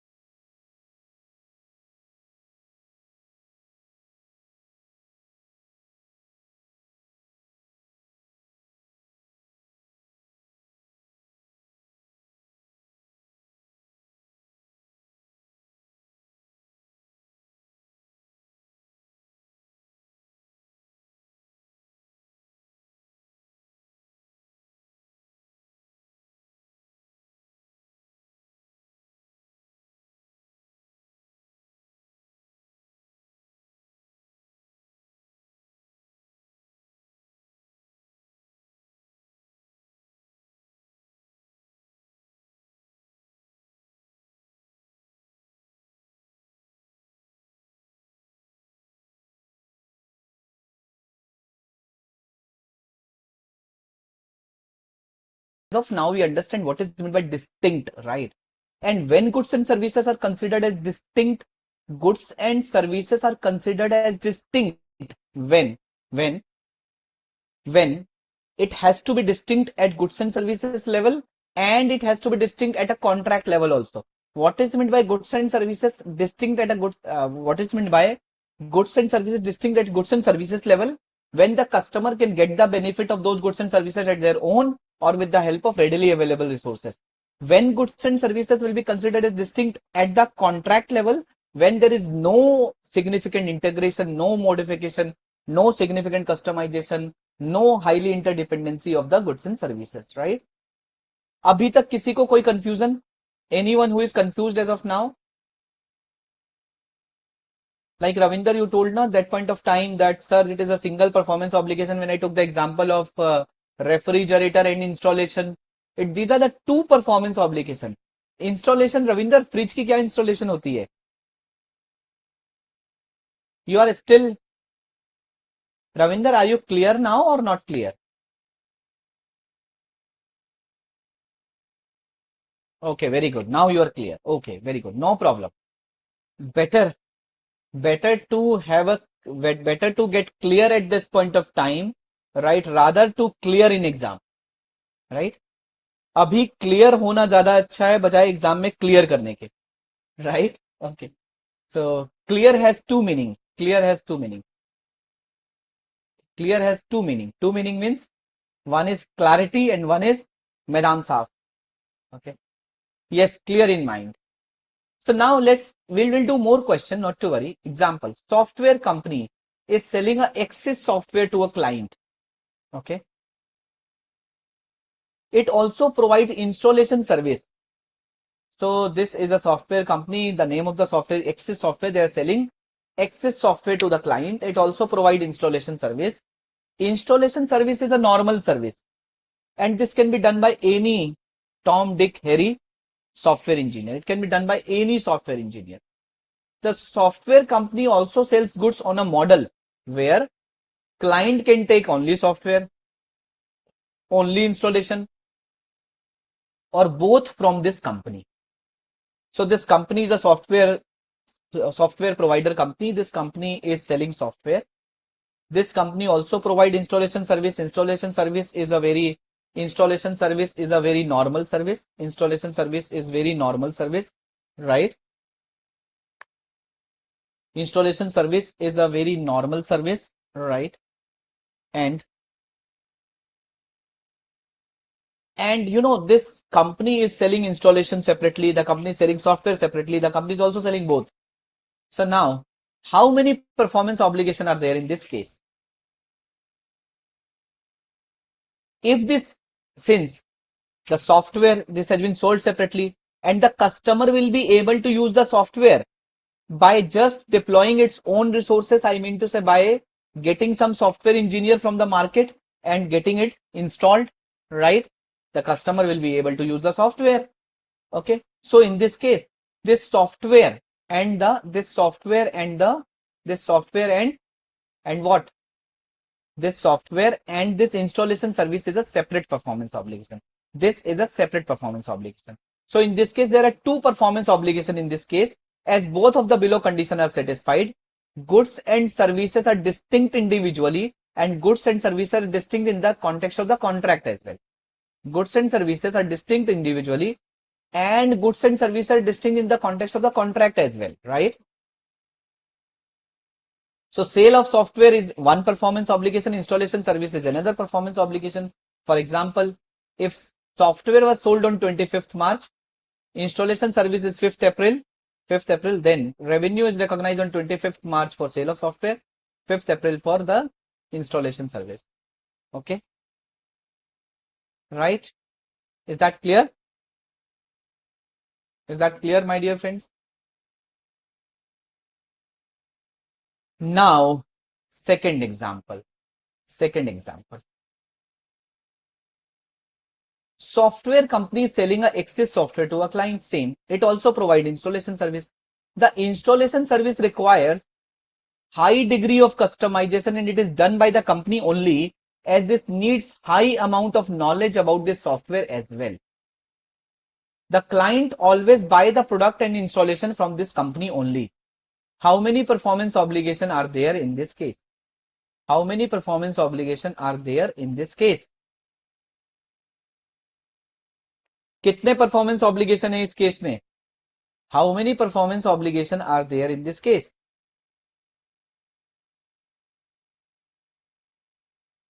Yeah. So see, this installation service is not a normal service. Even at a goods and services level, this cannot be done by a normal software engineer because it requires high amount of knowledge about this software. It can be done by the company only. Second, the high degree of customization is there. So this in this case, the sale of software and installation service is not distinct at a goods and services level as well as contract level. Okay, goods and services level as well as contract level, and hence this will be considered as a single performance obligation, and revenue for entire contract will be recognized on 5th of April in this case.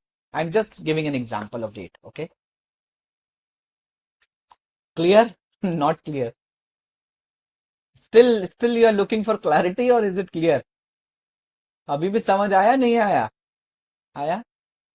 ICAI study material का एक और question करें. Shall we do one more question of ICAI study material? Yeah. Yes.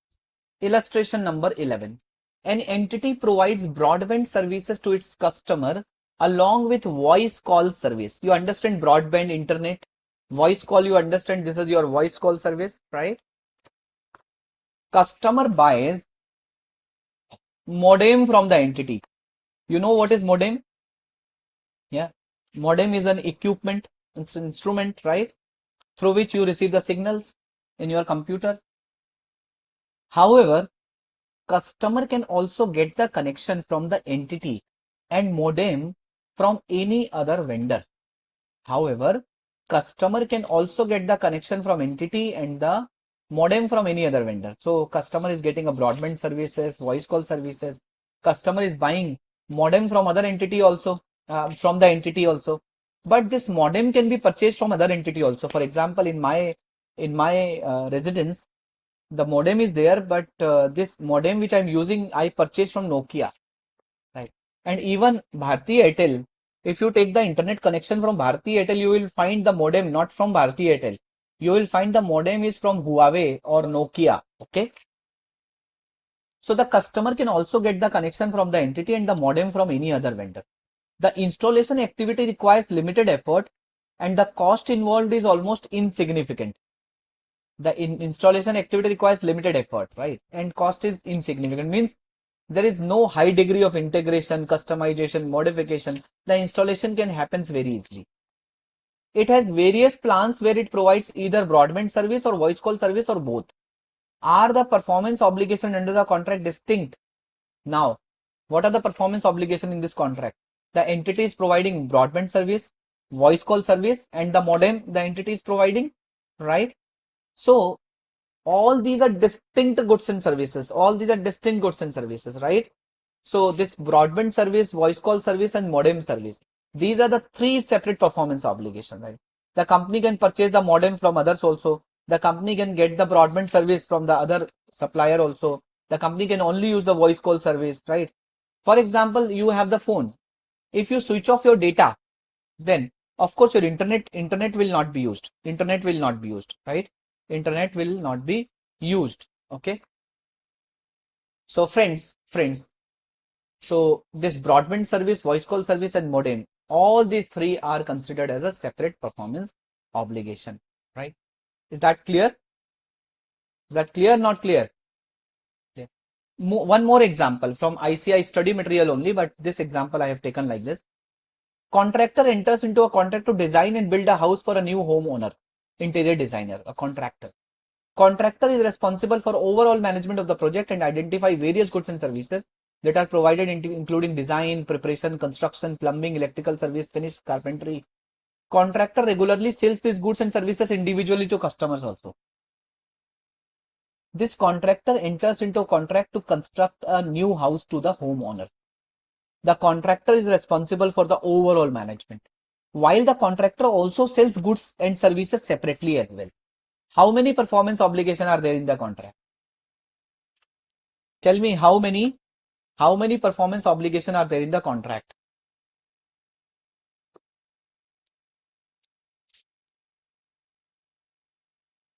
Yeah.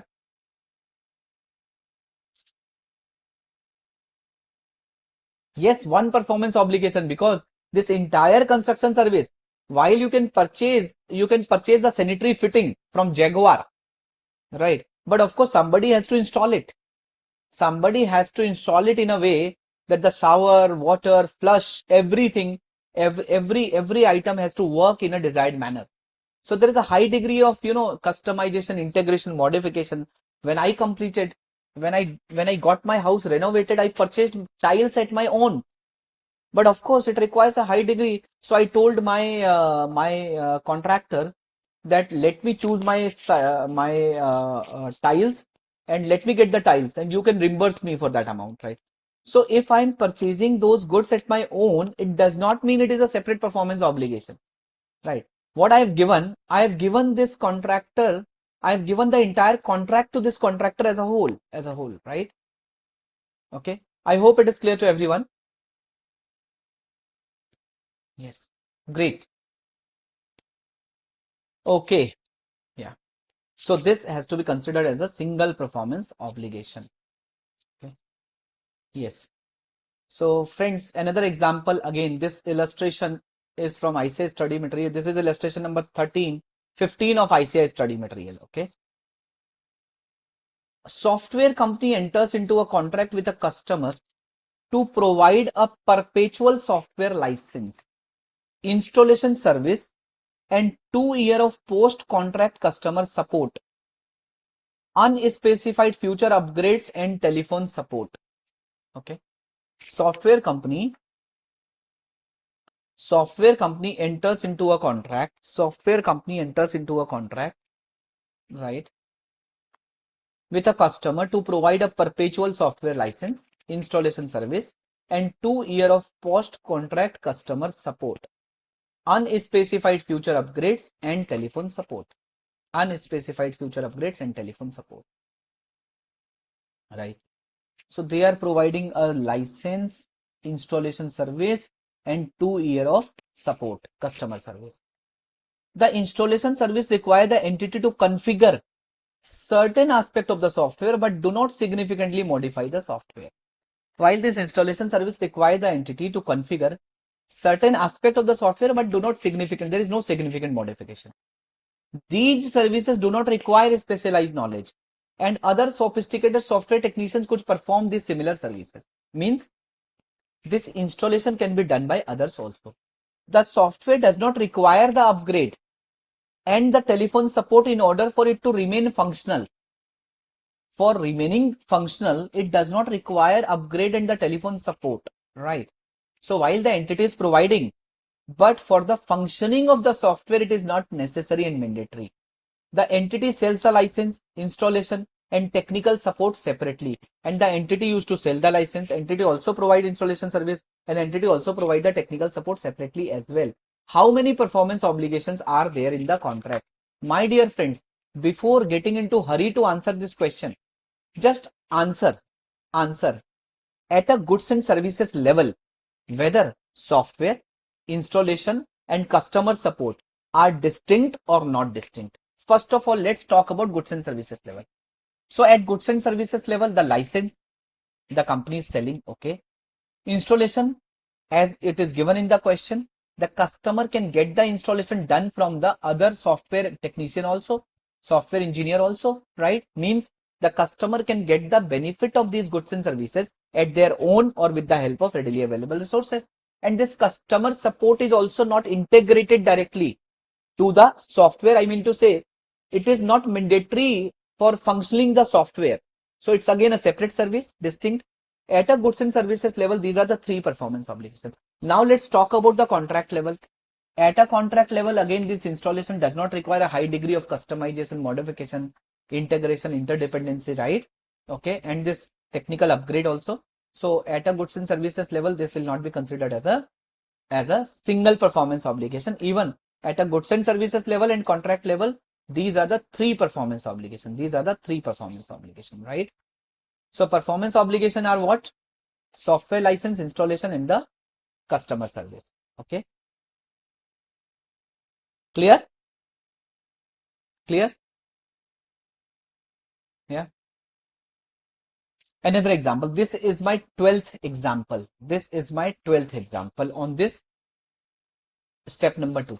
Manufacturer enters into a contract with a customer to sell a custom tool and replacement parts manufactured for the custom tool. So manufacturer enters into a contract with a customer to sell a customized tool and replacement parts manufactured for the customized tool. Manufacturer only sells customized tools and replacement parts together, and no other entity sells either the product. Okay.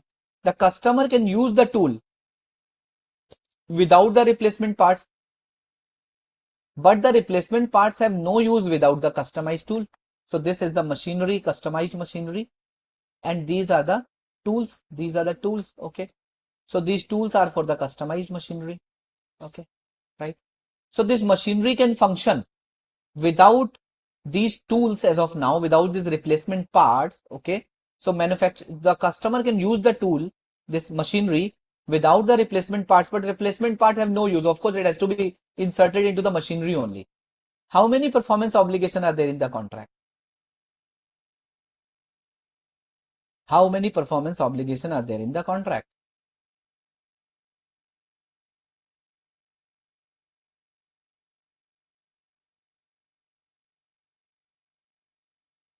How many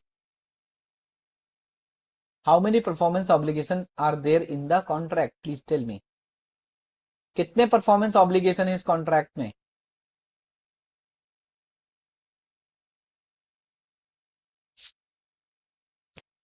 So basically, let's say you bought a refrigerator. Okay. And you bought a refrigerator with a compressor. And of course, this refrigerator itself is having a compressor. And this compressor, when the additional compressor which you are getting with the refrigerator, right? This compressor will be used when the existing compressor will get damaged.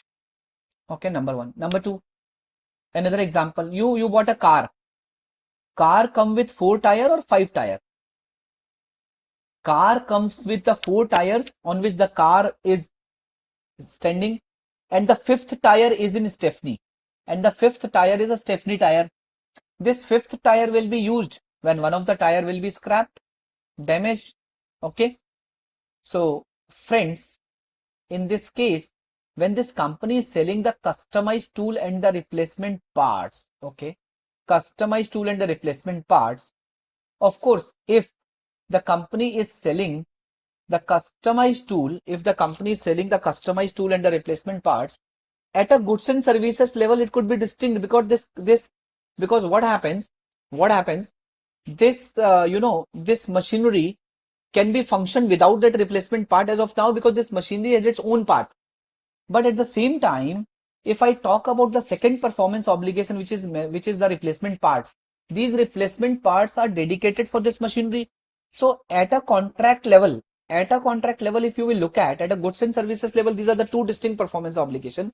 But at a contract level, so whether this requires a high degree of integration, customization, modification, of course, when you insert this replacement part into the machinery, it may require a high degree of integration, modification. But at the same time, what happens in this case, the machinery and the replacement part are the two different performance obligations. These are the two separate performance obligations, right? These are the two separate performance obligations. But when it is coming with the machinery, it will be considered as a single performance obligation. But if the parts are supplied separately, for example, machine has supplied now and the part will be supplied 6 months after. So what you will say? When the parts will be supplied, then only I will recognize the revenue of machinery. Answer is no. Are you getting me what I'm trying to say? गाड़ी के साथ tyre आता है stepney tyre, fifth tyre comes with a car. Of course, the entire revenue of the car is going to be recognized and it is considered as a single performance obligation. But if tomorrow Tata will say that, Tata Motors will say that, I will give you a car without Stepney and I will deliver the Stepney after 1 year. मैं एक tyre आपको 1 साल के बाद दूंगा. So what do you think? What do you think? Whether they will not recognize the revenue of entire car until the Stepney tire will be delivered after 1 year. Are you getting me, my dear friends? समझ आ रहा है? देखो, दो performance obligation है. आप कहते हो दो नहीं है, एक ही परफॉर्मेंस ऑब्लिगेशन है. If it is only one performance obligation, my dear friend, तो क्या होता है? जब तक वो परफॉर्मेंस ऑब्लिगेशन सेटिस्फाई नहीं हो जाती, will not recognise the revenue. If you are saying that my supply of machinery and supply of replacement part are a single performance obligation, and you as a company says that I will supply the spare part only after 6 months. I am supplying the machinery today and you are able to use the machinery also. अगर car का fifth tyre आपको साथ में मिलता है तो क्या आप अगले दिन से यूज करना स्टार्ट कर देते हो? Answer is no. Of course, I'm not talking about the extreme condition. I'm not talking about that. But in normal scenario, and touch wood, I purchased my car 4 years ago. And touch wood, I never use my Stepney car as of now. Touch wood, right? So my dear friends, it will be considered as a two performance obligation. Okay? Not one performance obligation, two performance obligation. So this is that. And now let's go to the next part. Principal agent will cover later on. We will cover right of return first of all. We'll cover this concept of right of return.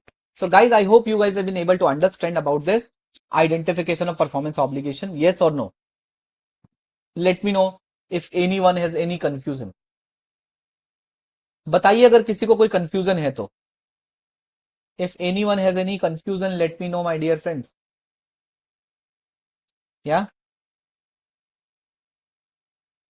Yes? Not clear? Clear, not clear? Clear, not clear? So friends, first you need to see whether these goods are distinct or not. You need to look at from the two aspects. Aspect number one, whether goods and services are distinct at a goods and services level. Number two, whether goods and services are distinct at a contract level. This is what you need to look at, right? And of course, in your examination, these aspects will be given in the question itself. Okay. Yes. Now talking about the right of return. And what we are going to talk about, let me explain it.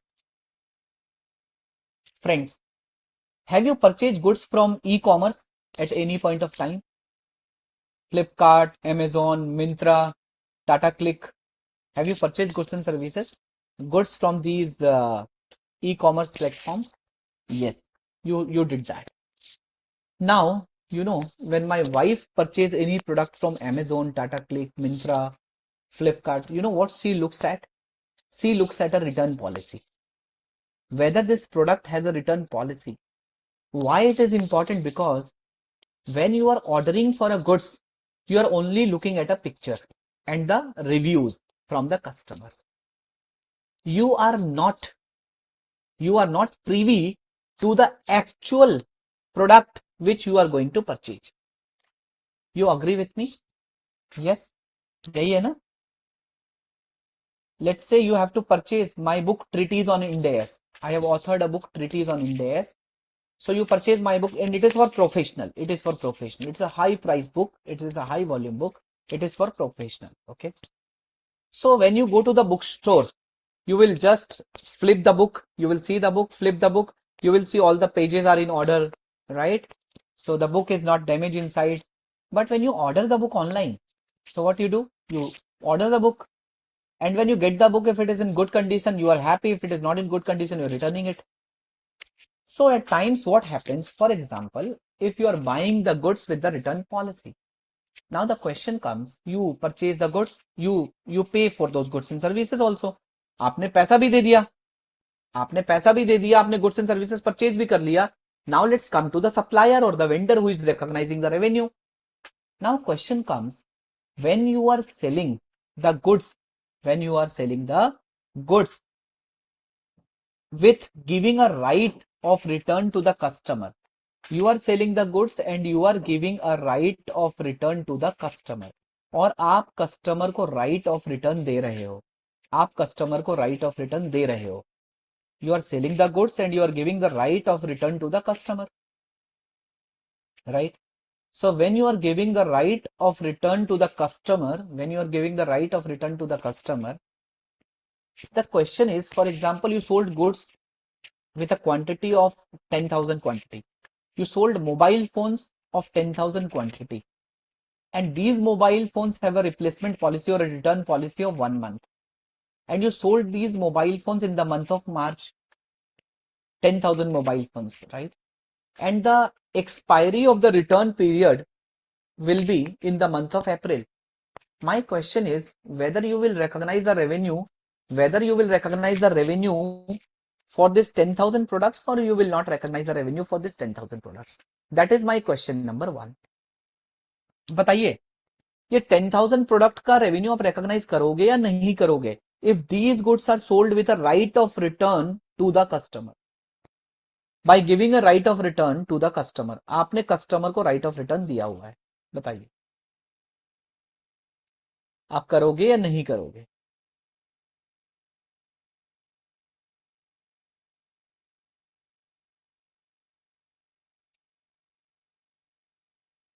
I hope you have understood my question. If you have not understood my question, let me know. I'll make it more clear to you. Friend, this right of return, whether this right of return is a separate performance obligation. This right of return does not represent any performance obligation. This right of return does not represent any separate performance obligation, right? This is just like a variable consideration. Means you sold 10,000 goods, you will not return 10,000 goods, you will not get 10,000 goods back. You will recognize your revenue estimating this return as a variable consideration. You will recognize the revenue estimating this return as a variable consideration. You will recognize the revenue estimating this return as a variable consideration. My dear friends. So what is my right of return? Okay. In case of a right of return,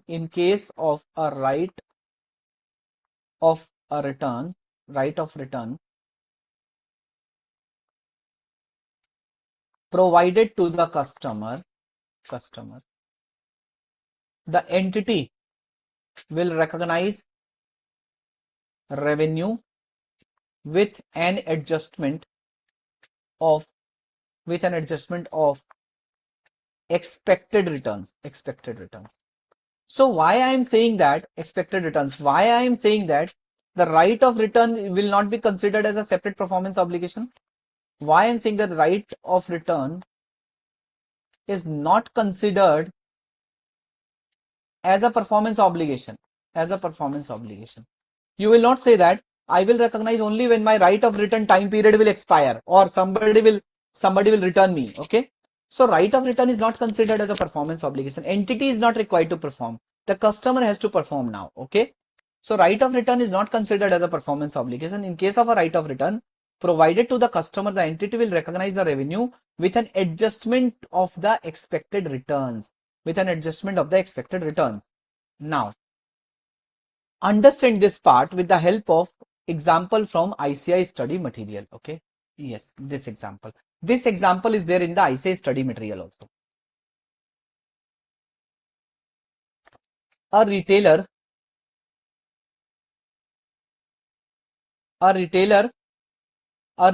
has a stated policy. That any products may be returned within 30 days. a retailer has a stated policy that any products may be returned within 30 days. Okay. Based on the past pattern, 10% of the goods purchased are returned within the 30-day window. So what we are discussing if goods are sold with a condition of right of return provided to the customer, then how the revenue is going to be recognized. So first of all, in our accounting standard days, we used to learn revenue is not going to be recognized till the time the period of return will expire or the actual return will happen. अगर actual return ही हो गया तो revenue की बात ही खत्म, और period of return अगर expire हो गया then you can recognize the revenue. But in Indian accounting standard, it says that this right of return is like a variable consideration. So when I discuss the determination of transaction price, you will be able to understand the meaning of variable consideration. But for the time being, this right of return, first of all, everybody will not come for return. कई लोग तो time ही भूल जाएंगे, अच्छा मुझे return भी करना था. I bought a shirt from Tata Click. That shirt was having a 7 days policy, return policy, and that shirt was small. Small means I ordered a different. I ordered a small size considering that it is a large size. So okay, but whatever they send me, so basically the size was very small and I was not able to wear that shirt, but I forgot to return also. So the time period was expired and they told that policy of return was 7 days. Now you are not entitled for return, and of course they recognize the revenue and I just keep my loss. So friends, the point is, in the Indian accounting standard, you should recognize the revenue to the extent collection is probable, means you are not entitled to the refund. Okay. So in this question, it is saying that the return policy is 30 days. Based on the past pattern, 10% of goods purchased are returned within the 30 days window. कितने goods return हो जाते हैं? 10%. 10% goods are returned within the 30 days window. Okay. On 15th March 20XX, the retailer enters into a new contract and sells 100 units costing INR 20 per unit at a price of INR 30 per unit. On 15th March 20XX, retailer enters into a contract and sells 100 units costing 20, sale price 30. The retailer is unable to assert that it is highly probable a significant revenue reversal will not occur for the variable component, that is the 10% how revenue needs to be recorded. And retailer expect that more than 10% return will not come. Okay. So how revenue needs to be recorded in this case? Okay. Let's discuss this. Okay. So my dear friends, right of return. Okay. So first of all, accounting entry. In the case of rights of return, let's discuss with the help of this example, right? Example number 1. Accounting entry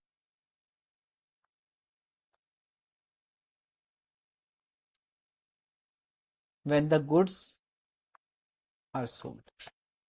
First of all, here, what is the sold quantity? What is the sold quantity? Sold quantity is 100. Example from PPT.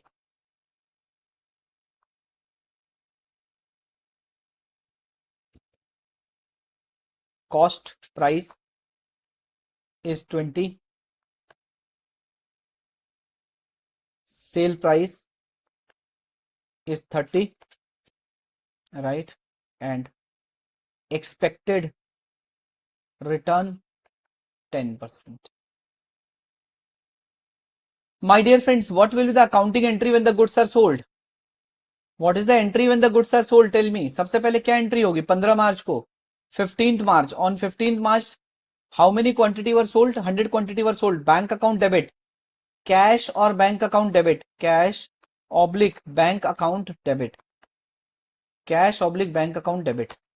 कितने से debit होगा cash और bank? कितने से debit होगा?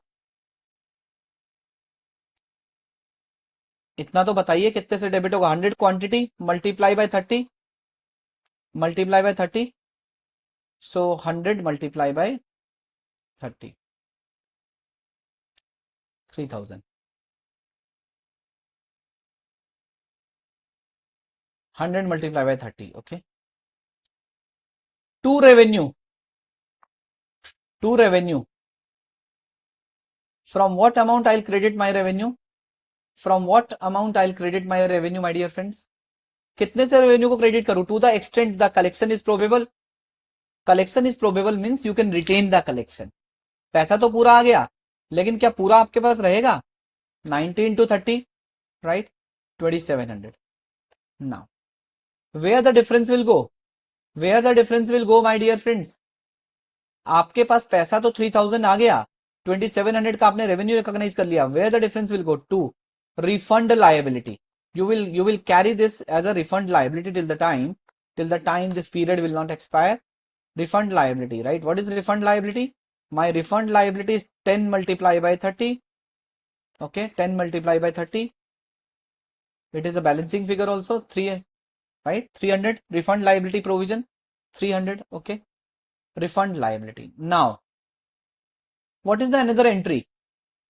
Now, what is the another entry, my dear friends? दूसरी entry क्या होगी?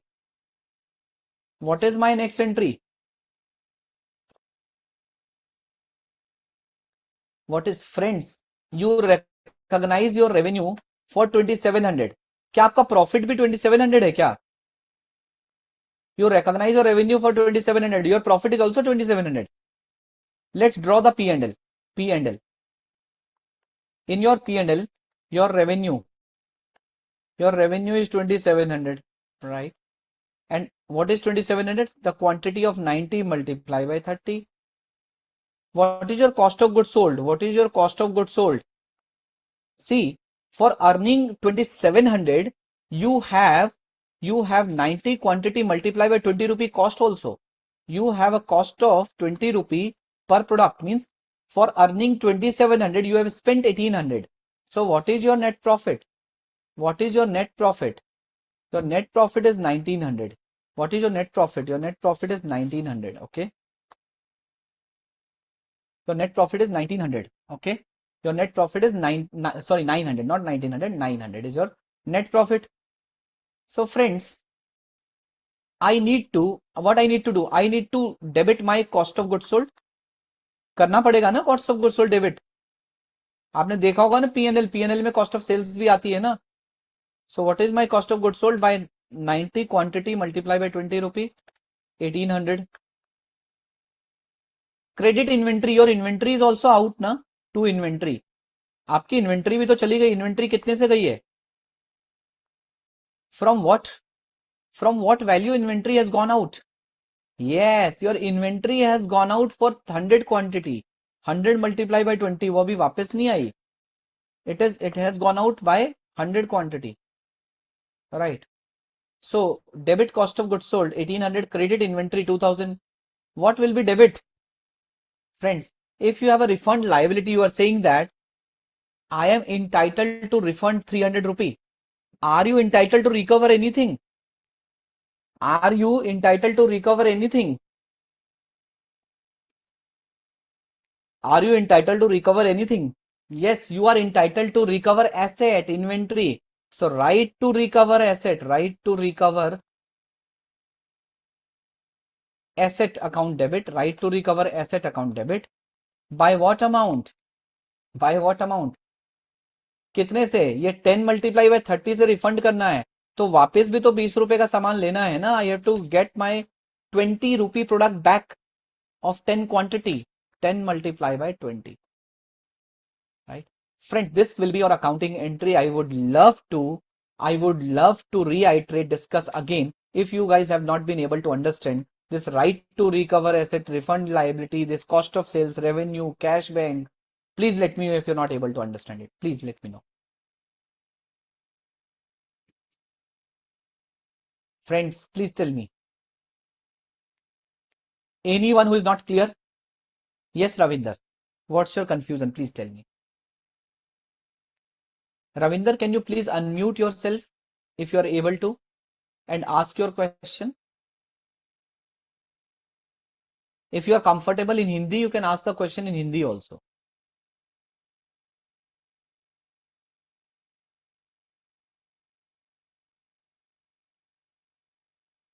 So friends, you are unable to speak. Okay. Friends, let me again reiterate. So, it is a very normal scenario where the entities are selling goods by giving a right to return to the customers. Now the question is, sir, in case where the right to return is given to the customer, sir, whether the entity has to recognize some revenue at the time of sale or the entity has to wait till the time the right of return period is over.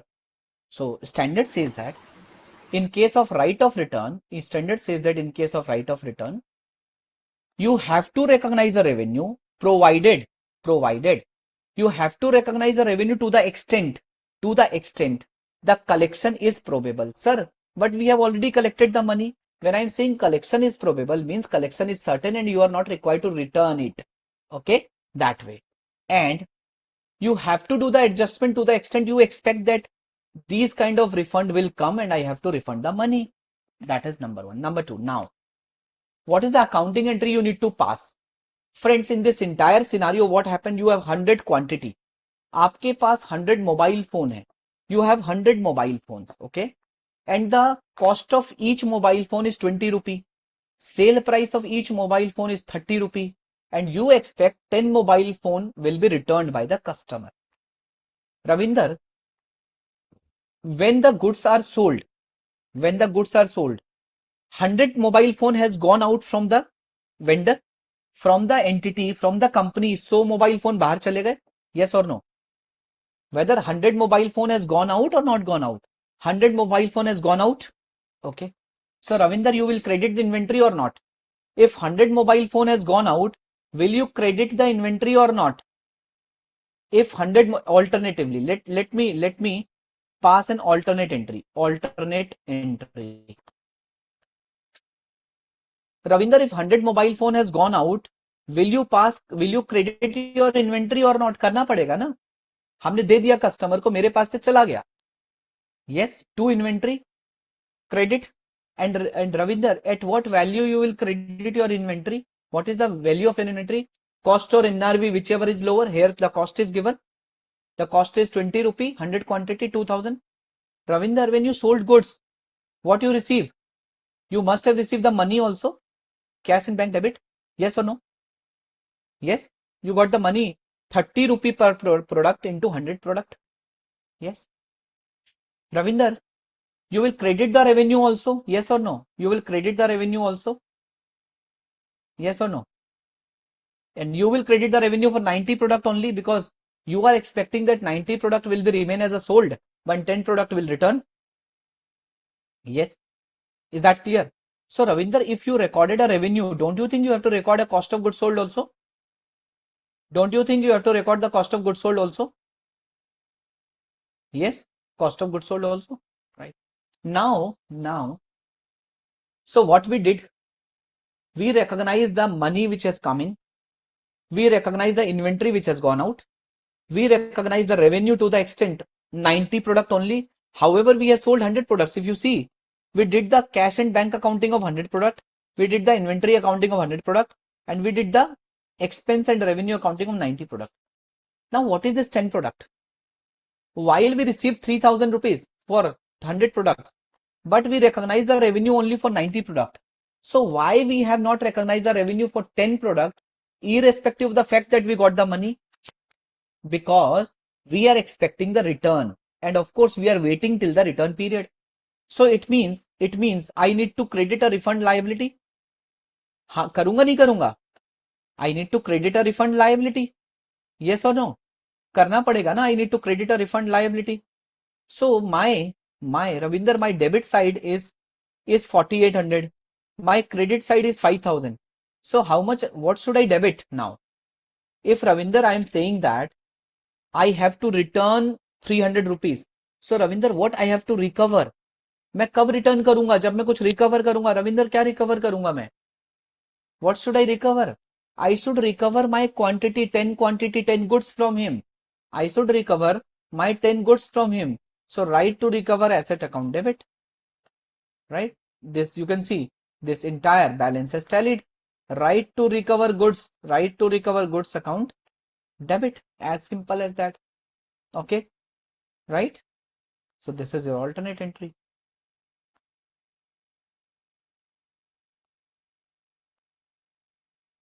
Clear?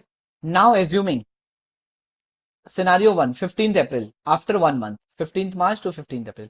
Entry after lapse of 30 days window when no one has returned actually. Now, actually nobody has returned. What is the accounting entry now? Nobody has returned. What should you do? The refund liability which you credited, you will debit it. Refund liability, you will debit it. Refund liability debit. You will reverse your refund liability. Credit what?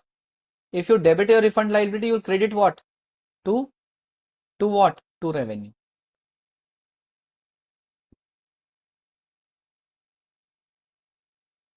So Manoj, the price, these goods are finished goods. We have to value at cost or NRV, whichever is lower. We have to value cost or NRV, whichever is lower. This right to recover asset is nothing. It's a inventory value. Okay, it's a inventory value. What is the next entry? What is the next entry? Right to recover asset you have debited. What you will do? You will credit it. You will credit the right to recover asset to right to recover asset. Okay, credit 200. What you will debit? Cost of goods sold you will debit. Cost of goods sold you will debit 200.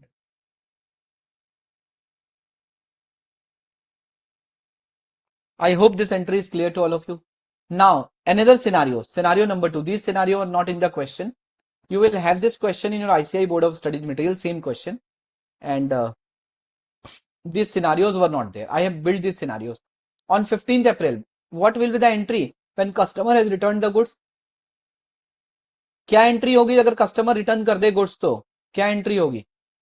Of course refund liability debit to bank. Very good Manish. To bank. Refund liability debit to bank credit. Okay. And what about this right to recover asset? This right to recover asset you will credit because now you have refund the return. You know you got the goods. What will be the entry? Yes, inventory account debit.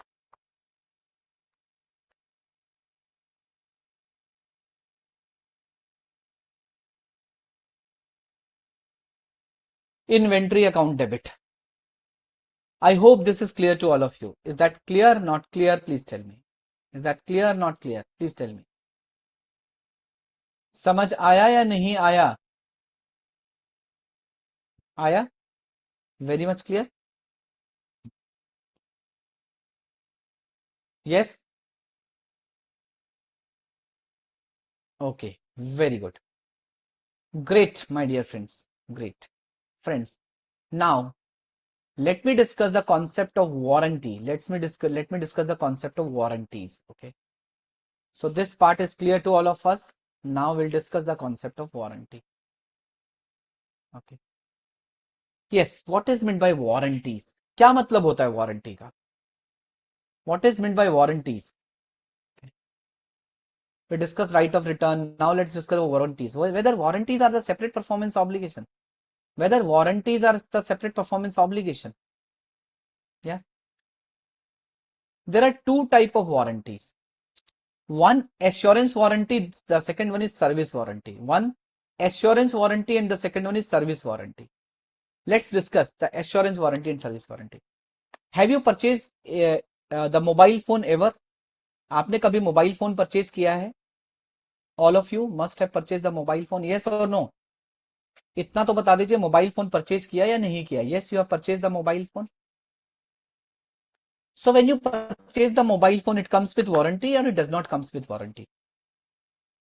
When you purchase the mobile phone, whether it comes with warranty or it does not comes with warranty? when you purchase the mobile phone, whether it comes with warranty or it does not comes with warranty. It comes with warranty. Warranty of how many year? Warranty of 1 year, generally 1 year. Generally 1 year, okay? Of a specified period. So, and if in the exam the question will come that you purchased a Samsung mobile phone with a warranty of 5 year, the company has given you 5 year warranty. Will you dispute that question or will you agree with that question?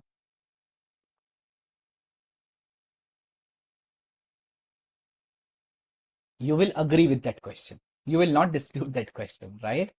Exam में who is the universal truth?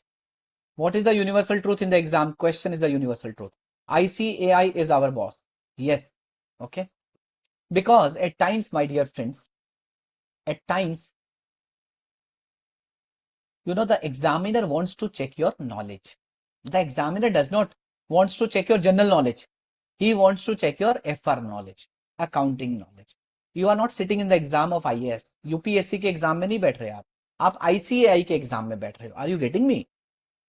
Are you getting me? Okay. So I am teaching CA final student also, and I am teaching chartered accountants also. I am teaching chartered accountant also. Okay. So friends, whatever is the audience, you have to go like with that audience, right? Otherwise you will not be able to deliver. आपको फायदा ही नहीं होगा ना. So इसीलिए जो exam का question कहता है उसको डिस्प्यूट मत करना, उस क्वेश्चन के अकॉर्डिंग आंसर करना, right? Okay, now let's come back to the topic. Warranty. You went to the Tata Chroma and you bought a Samsung mobile phone, and you bought this phone for 50,000 rupees. You bought this phone for 50,000.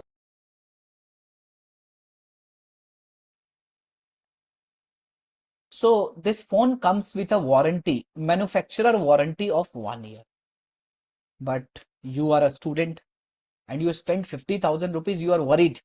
What happens tomorrow if my mobile got damaged, right? It fell down. What happens?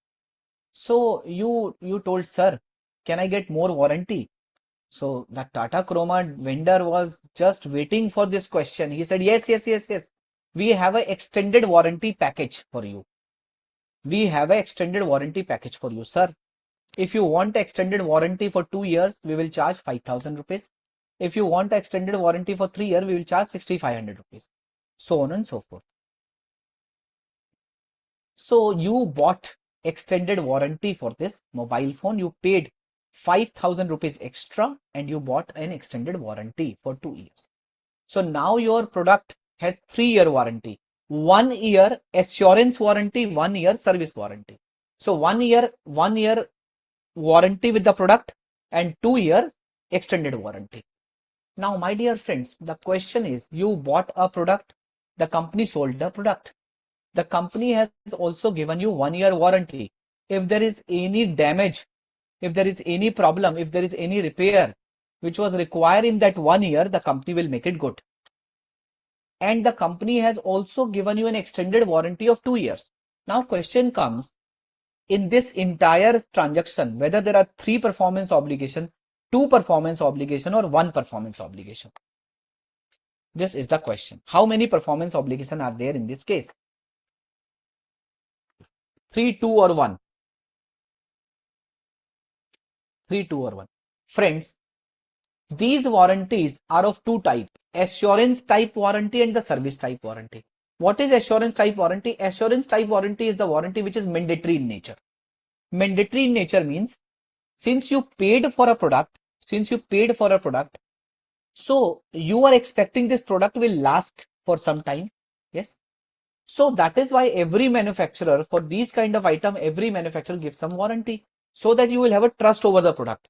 Okay. So this will be given to provide an assurance that the product is of good quality and there will not be problem in this product in a reasonable period of the time. Like whatever you purchase, mobile phone, like air condition, if you purchase AC, it comes with a 10-year compressor warranty. Refrigerator comes with a warranty of 1 year or 2 year, but a compressor with 10-year warranty because it is one of the expensive product of or component of that refrigerator.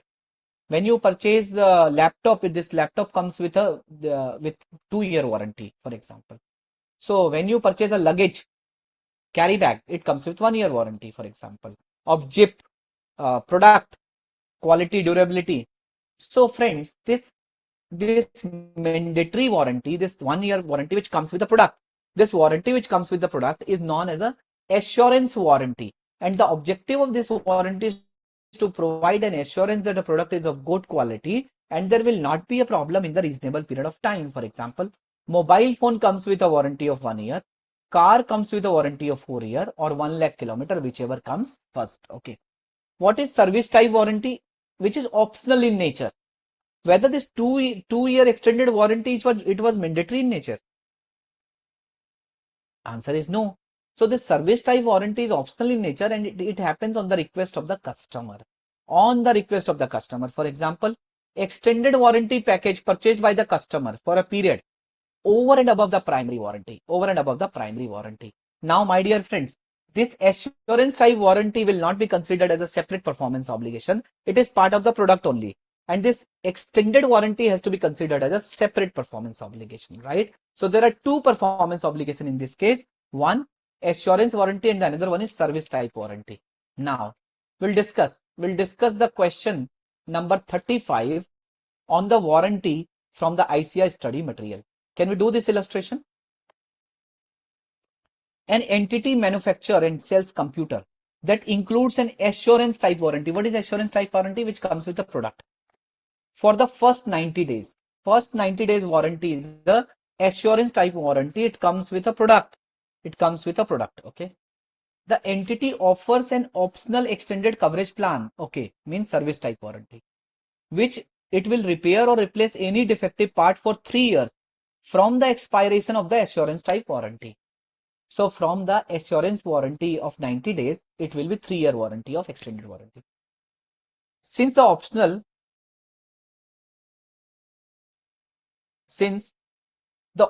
extended coverage plan is sold separately, the entity determined that the 3-year of extended coverage represent a separate performance obligation. As I told you, the extended type warranty is a separate performance obligation. You cannot split it. So basically, the extended type warranty is a separate performance obligation. The assurance type warranty, the warranty which comes with the product, is not a separate performance obligation. Why? Because you cannot split it. Okay, it comes with the product. But assurance is optional, right? The total transaction price for the sale of computer and the extended warranty is 36,000. The total transaction price for the sale of product and extended warranty is 36,000.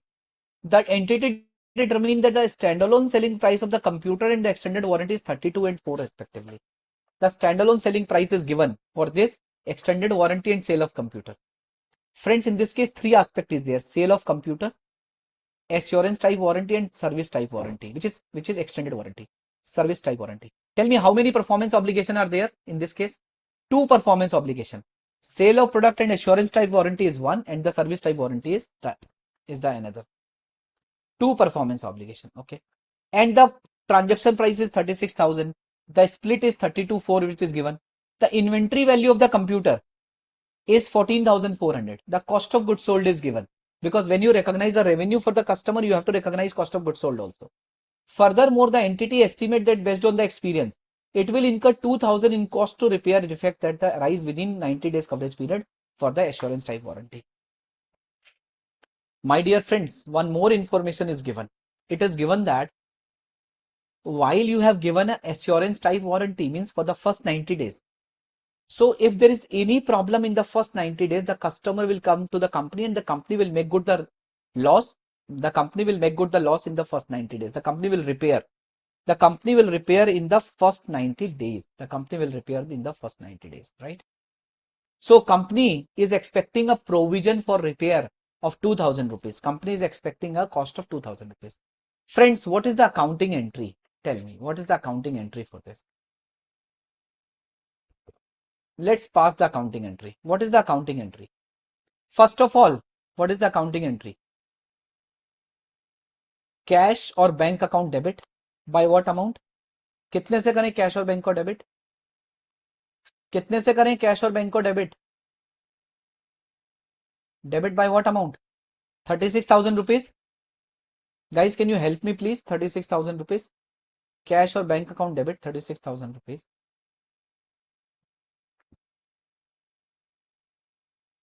Okay, cash or bank account debit 36,000 rupees. What is the next entry? The entire money goes to revenue. Should I recognize revenue upfront? I have sold the goods upfront, but this extended warranty will start after 3 months for 3 years. So what is the credit? Credit is revenue. So in this case, let me write. In this case, there are two performance obligations.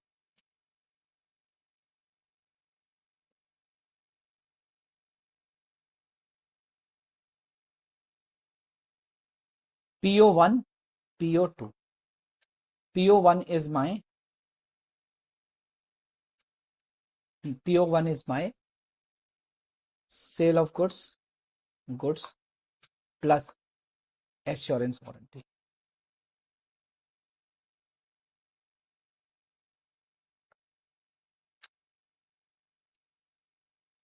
And PO2 is extended warranty.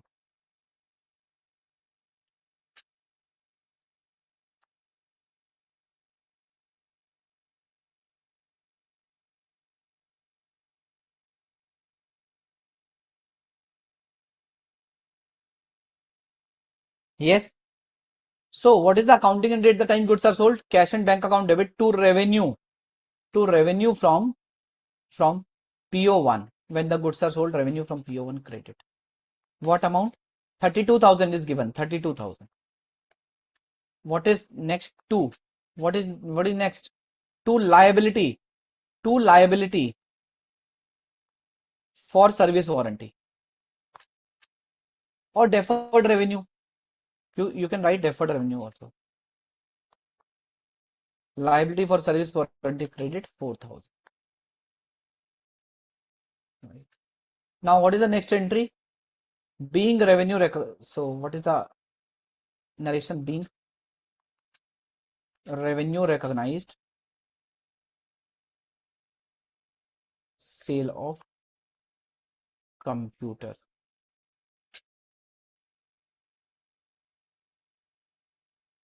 Okay. Now what is the next entry? Since when you recognize your revenue, so recognize the sale of computer, the first 3 months is a assurance type warranty and you're expecting a provision also, expense also. So what is the next entry? Yes, you are absolutely right. Next entry you have to pass cost of goods sold. Cost of goods sold account debit to inventory. At what price? At cost.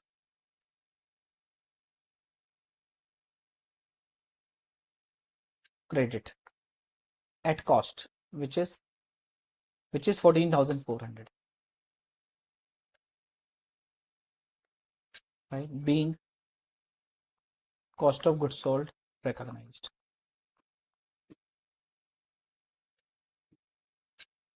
Next entry, you need to recognize provision also. Provision for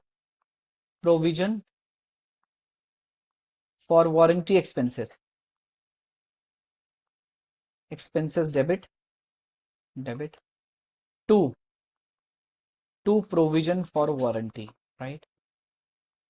To provision for warranty, you need to provision for warranty liability. To provision liability, let me write.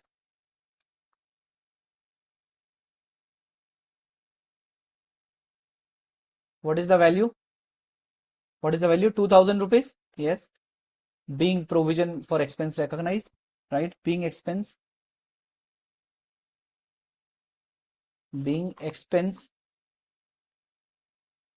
recognized on the best estimate.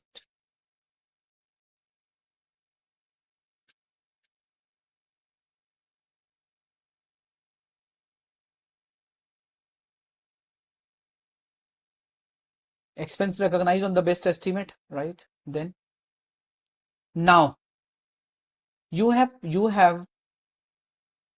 as an entity received 4,000 rupees for 3-year warranty. 4,000 rupees for 3-year warranty. So will you recognize once the assurance type warranty finished, right? Will you recognize 4,000 rupees upfront or over a period of time? Or over a period of time? Over a period of time. Expiration of extended warranty. Extended warranty. That is after first, second, and third year.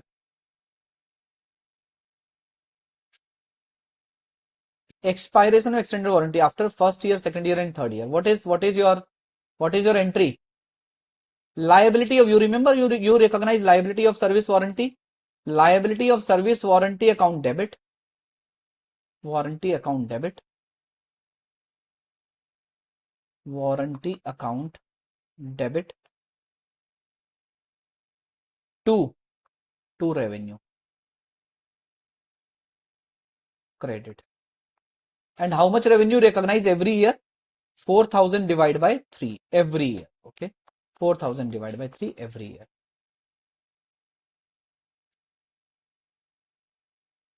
Right.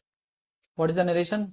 So this entry, same entry. So same entry will be repeated, being service warranty revenue recognized.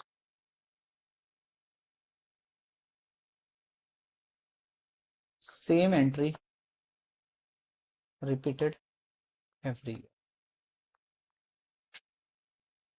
Same entry repeated every year. Same entry repeated every year. Okay. Same entry will be repeated every year. I hope it is clear to everyone, friends. Is that clear? Not clear? Please tell me. Is that clear? Not clear? Yes. This is your service type warranty. So friends, since morning what we have covered, since morning we did the revision of the last class, and we started the second step, which is determine the performance obligation. Provision for warranty after 90 days, yes. So basically you can reverse the provision and you can credit bank also, right? You can credit bank also. Yes. So what you can do, let me write that entry also.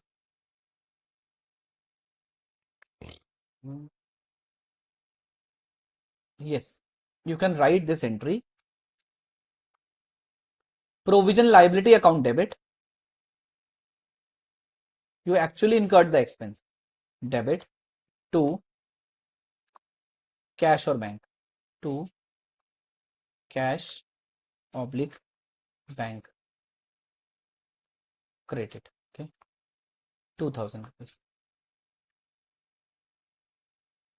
Being actual expense incurred. Being actual expense incurred. Okay. Being actual expense incurred. Okay. Right. So what we covered since morning today? Since morning today, we covered the meaning of the performance obligation. Right. Meaning of the performance obligation. We discussed performance obligation is a promise for transferring the goods and services. Which goods and services? Which are distinct. We understood what is the meaning of distinct goods and services and what is the meaning of series of distinct goods and services which are substantially same and have same pattern of transfer. Remember security guard service, audit service, newspaper, milk. आपको milk रोज सफेद ही मिलता है ना? You got the milk which is in liquid form and white on a daily basis. Yes. Which is substantially same but it is distinct. जो आपके पेट में चला गया आज, कल अब नया मिल्क आएगा. Okay. So when goods and services are considered as distinct, when it is distinct at a goods and services level and distinct in the context of the contract. When it will be considered distinct at the goods or services level, when customer can get the benefit of the goods and services at their own or with the help of the readily available resources, and it is also distinct in the context of the contract, means there should not be significant integration, modification, customization, and highly interdependency. If it is highly interdependent, highly customized, highly modified, highly integrated, then it will not be considered as distinct in the context of the contract. Okay. Like construction services, we did so many examples, right? So many examples, my dear friends, with in this Excel file as well as in my PPT from the board of studies material also. Then we talked about the accounting in case of right of return given to the customer. Then we discussed the accounting in case of warranties, which is assurance type warranty and the service type warranty, right? This is what we discussed today. I hope you have enjoyed the session. I hope you have been able to understand, right? Thank you everyone. Thank you so much for And this wonderful feedback. Yes. thank you, sir. And Yeah. I would like to address students. Students, we have come out with the stakeholder feedback and consultancy form, where we are reviewing our current scheme of CA course curriculum, and and CA finalist students are requested to fill that form. Whatever changes you want in the current or the existing scheme of CA curriculum, we request everybody to fill their opinion. There's a short, very small form with 17 questions, and where you can share your opinion, because your opinion, your inputs will really help us in revising and reviewing the course curriculum and making it robust and contemporary. So this is one stakeholder feedback form that we'll be sharing in the WhatsApp group. That is also there, web hosted on our BOS announcement. Link is provided there also. We'll share it. Or otherwise, I'll share that announcement in the or the link in the next class. Second, feedback form. Students, now the feedback form for this LVC portal is also working. So those students who are not filling that form because earlier it was not working, they can now go through that and link, and they can fill that feedback form also. Okay. Any other query in case you have, you please let us know. Otherwise, we'll wind up the session. Sai Kiran, Manish, Shashikant, Ravinder, Shailendra. So Shilpa ma'am, I was also discussing that, so in my class, I was telling them that ICI is giving they are taking lot of efforts, spreading this education and awareness Mm, and providing these classes to the students, right? And mm, while these classes are live classes, but these classes are like the faculty is reaching to the student and student is coming to the faculty, right? So on a mm, real time basis, mm, whomsoever is attending these sessions, so that on a real time basis the questions are getting answered. For example, in the today's class, Ravinder has asked a question on the right of return. So while I explained, he was not able to understand, and I repeated this entire concept, and then he mm. was able to understand. Okay. So your feedback is very important, I must say, students, and this feedback helps ICI and the faculties to improve upon and to come up with your expectation, of course, with a general level of expectation, not from the level of every participant. If you will say that, sir, please provide these classes in Bengali or in some other languages also, so that we will be able to understand. Probably no, the mode and medium is English. Okay, and of course, faculty at times use Hindi in between, but but the students who only able to understand English, one thing I can assure, you will not be missed out on anything, because if I'm talking Hindi in between, probably I have already covered it in English before. So that's what I want to just reiterate. Okay. Yeah. Good, it's really good. And those students who are joining through YouTube, they are watching live. We request them to join through Zoom portal, because here they'll be able to resolve their queries on real-time basis. So students, it is always preferred that you join through Zoom. We'll be giving you the opportunity to raise your queries, resolve it immediately, so that when you move further, you are clear with the concepts which have already been taught till that time. Okay, so it is very necessary that you avail this opportunity and take the optimum benefit from this. Okay. Any other query if you have, you want to share, Shailendra, Ravindra, Manish? Okay, okay. Ravindra is saying add me in the WhatsApp group. Uh, okay, the vendor will do that, or you'll be providing. So you have the number. Sorry, who mentioned this? Just a minute. Let me check who mentioned this. This was mentioned by just a minute. Okay, Ravindra is saying to add me in the WhatsApp. Ravindra, you shared your number earlier also, na? Next class में WhatsApp group link दोगे आप? अच्छा, otherwise अगर अभी link number share करेगा तो आप नहीं ऐड कर पाओगे? नहीं. Acha, Ravindra, you do one thing. In the next class, please let us know. We'll be sharing the link for joining the WhatsApp group. Just wait for a minute. Wait for a day. In the next class, when you'll come, please mention it again that you want to be in the part of that WhatsApp group. We'll share the link. Okay. Right now, we are not able to post it here. Okay. We'll do that, but just remind us. Huh? We'll share the WhatsApp link to join the group. Any other query? Manish, Sai Kiran? Any other query, students? No, thank you, ma'am. Thank you very much.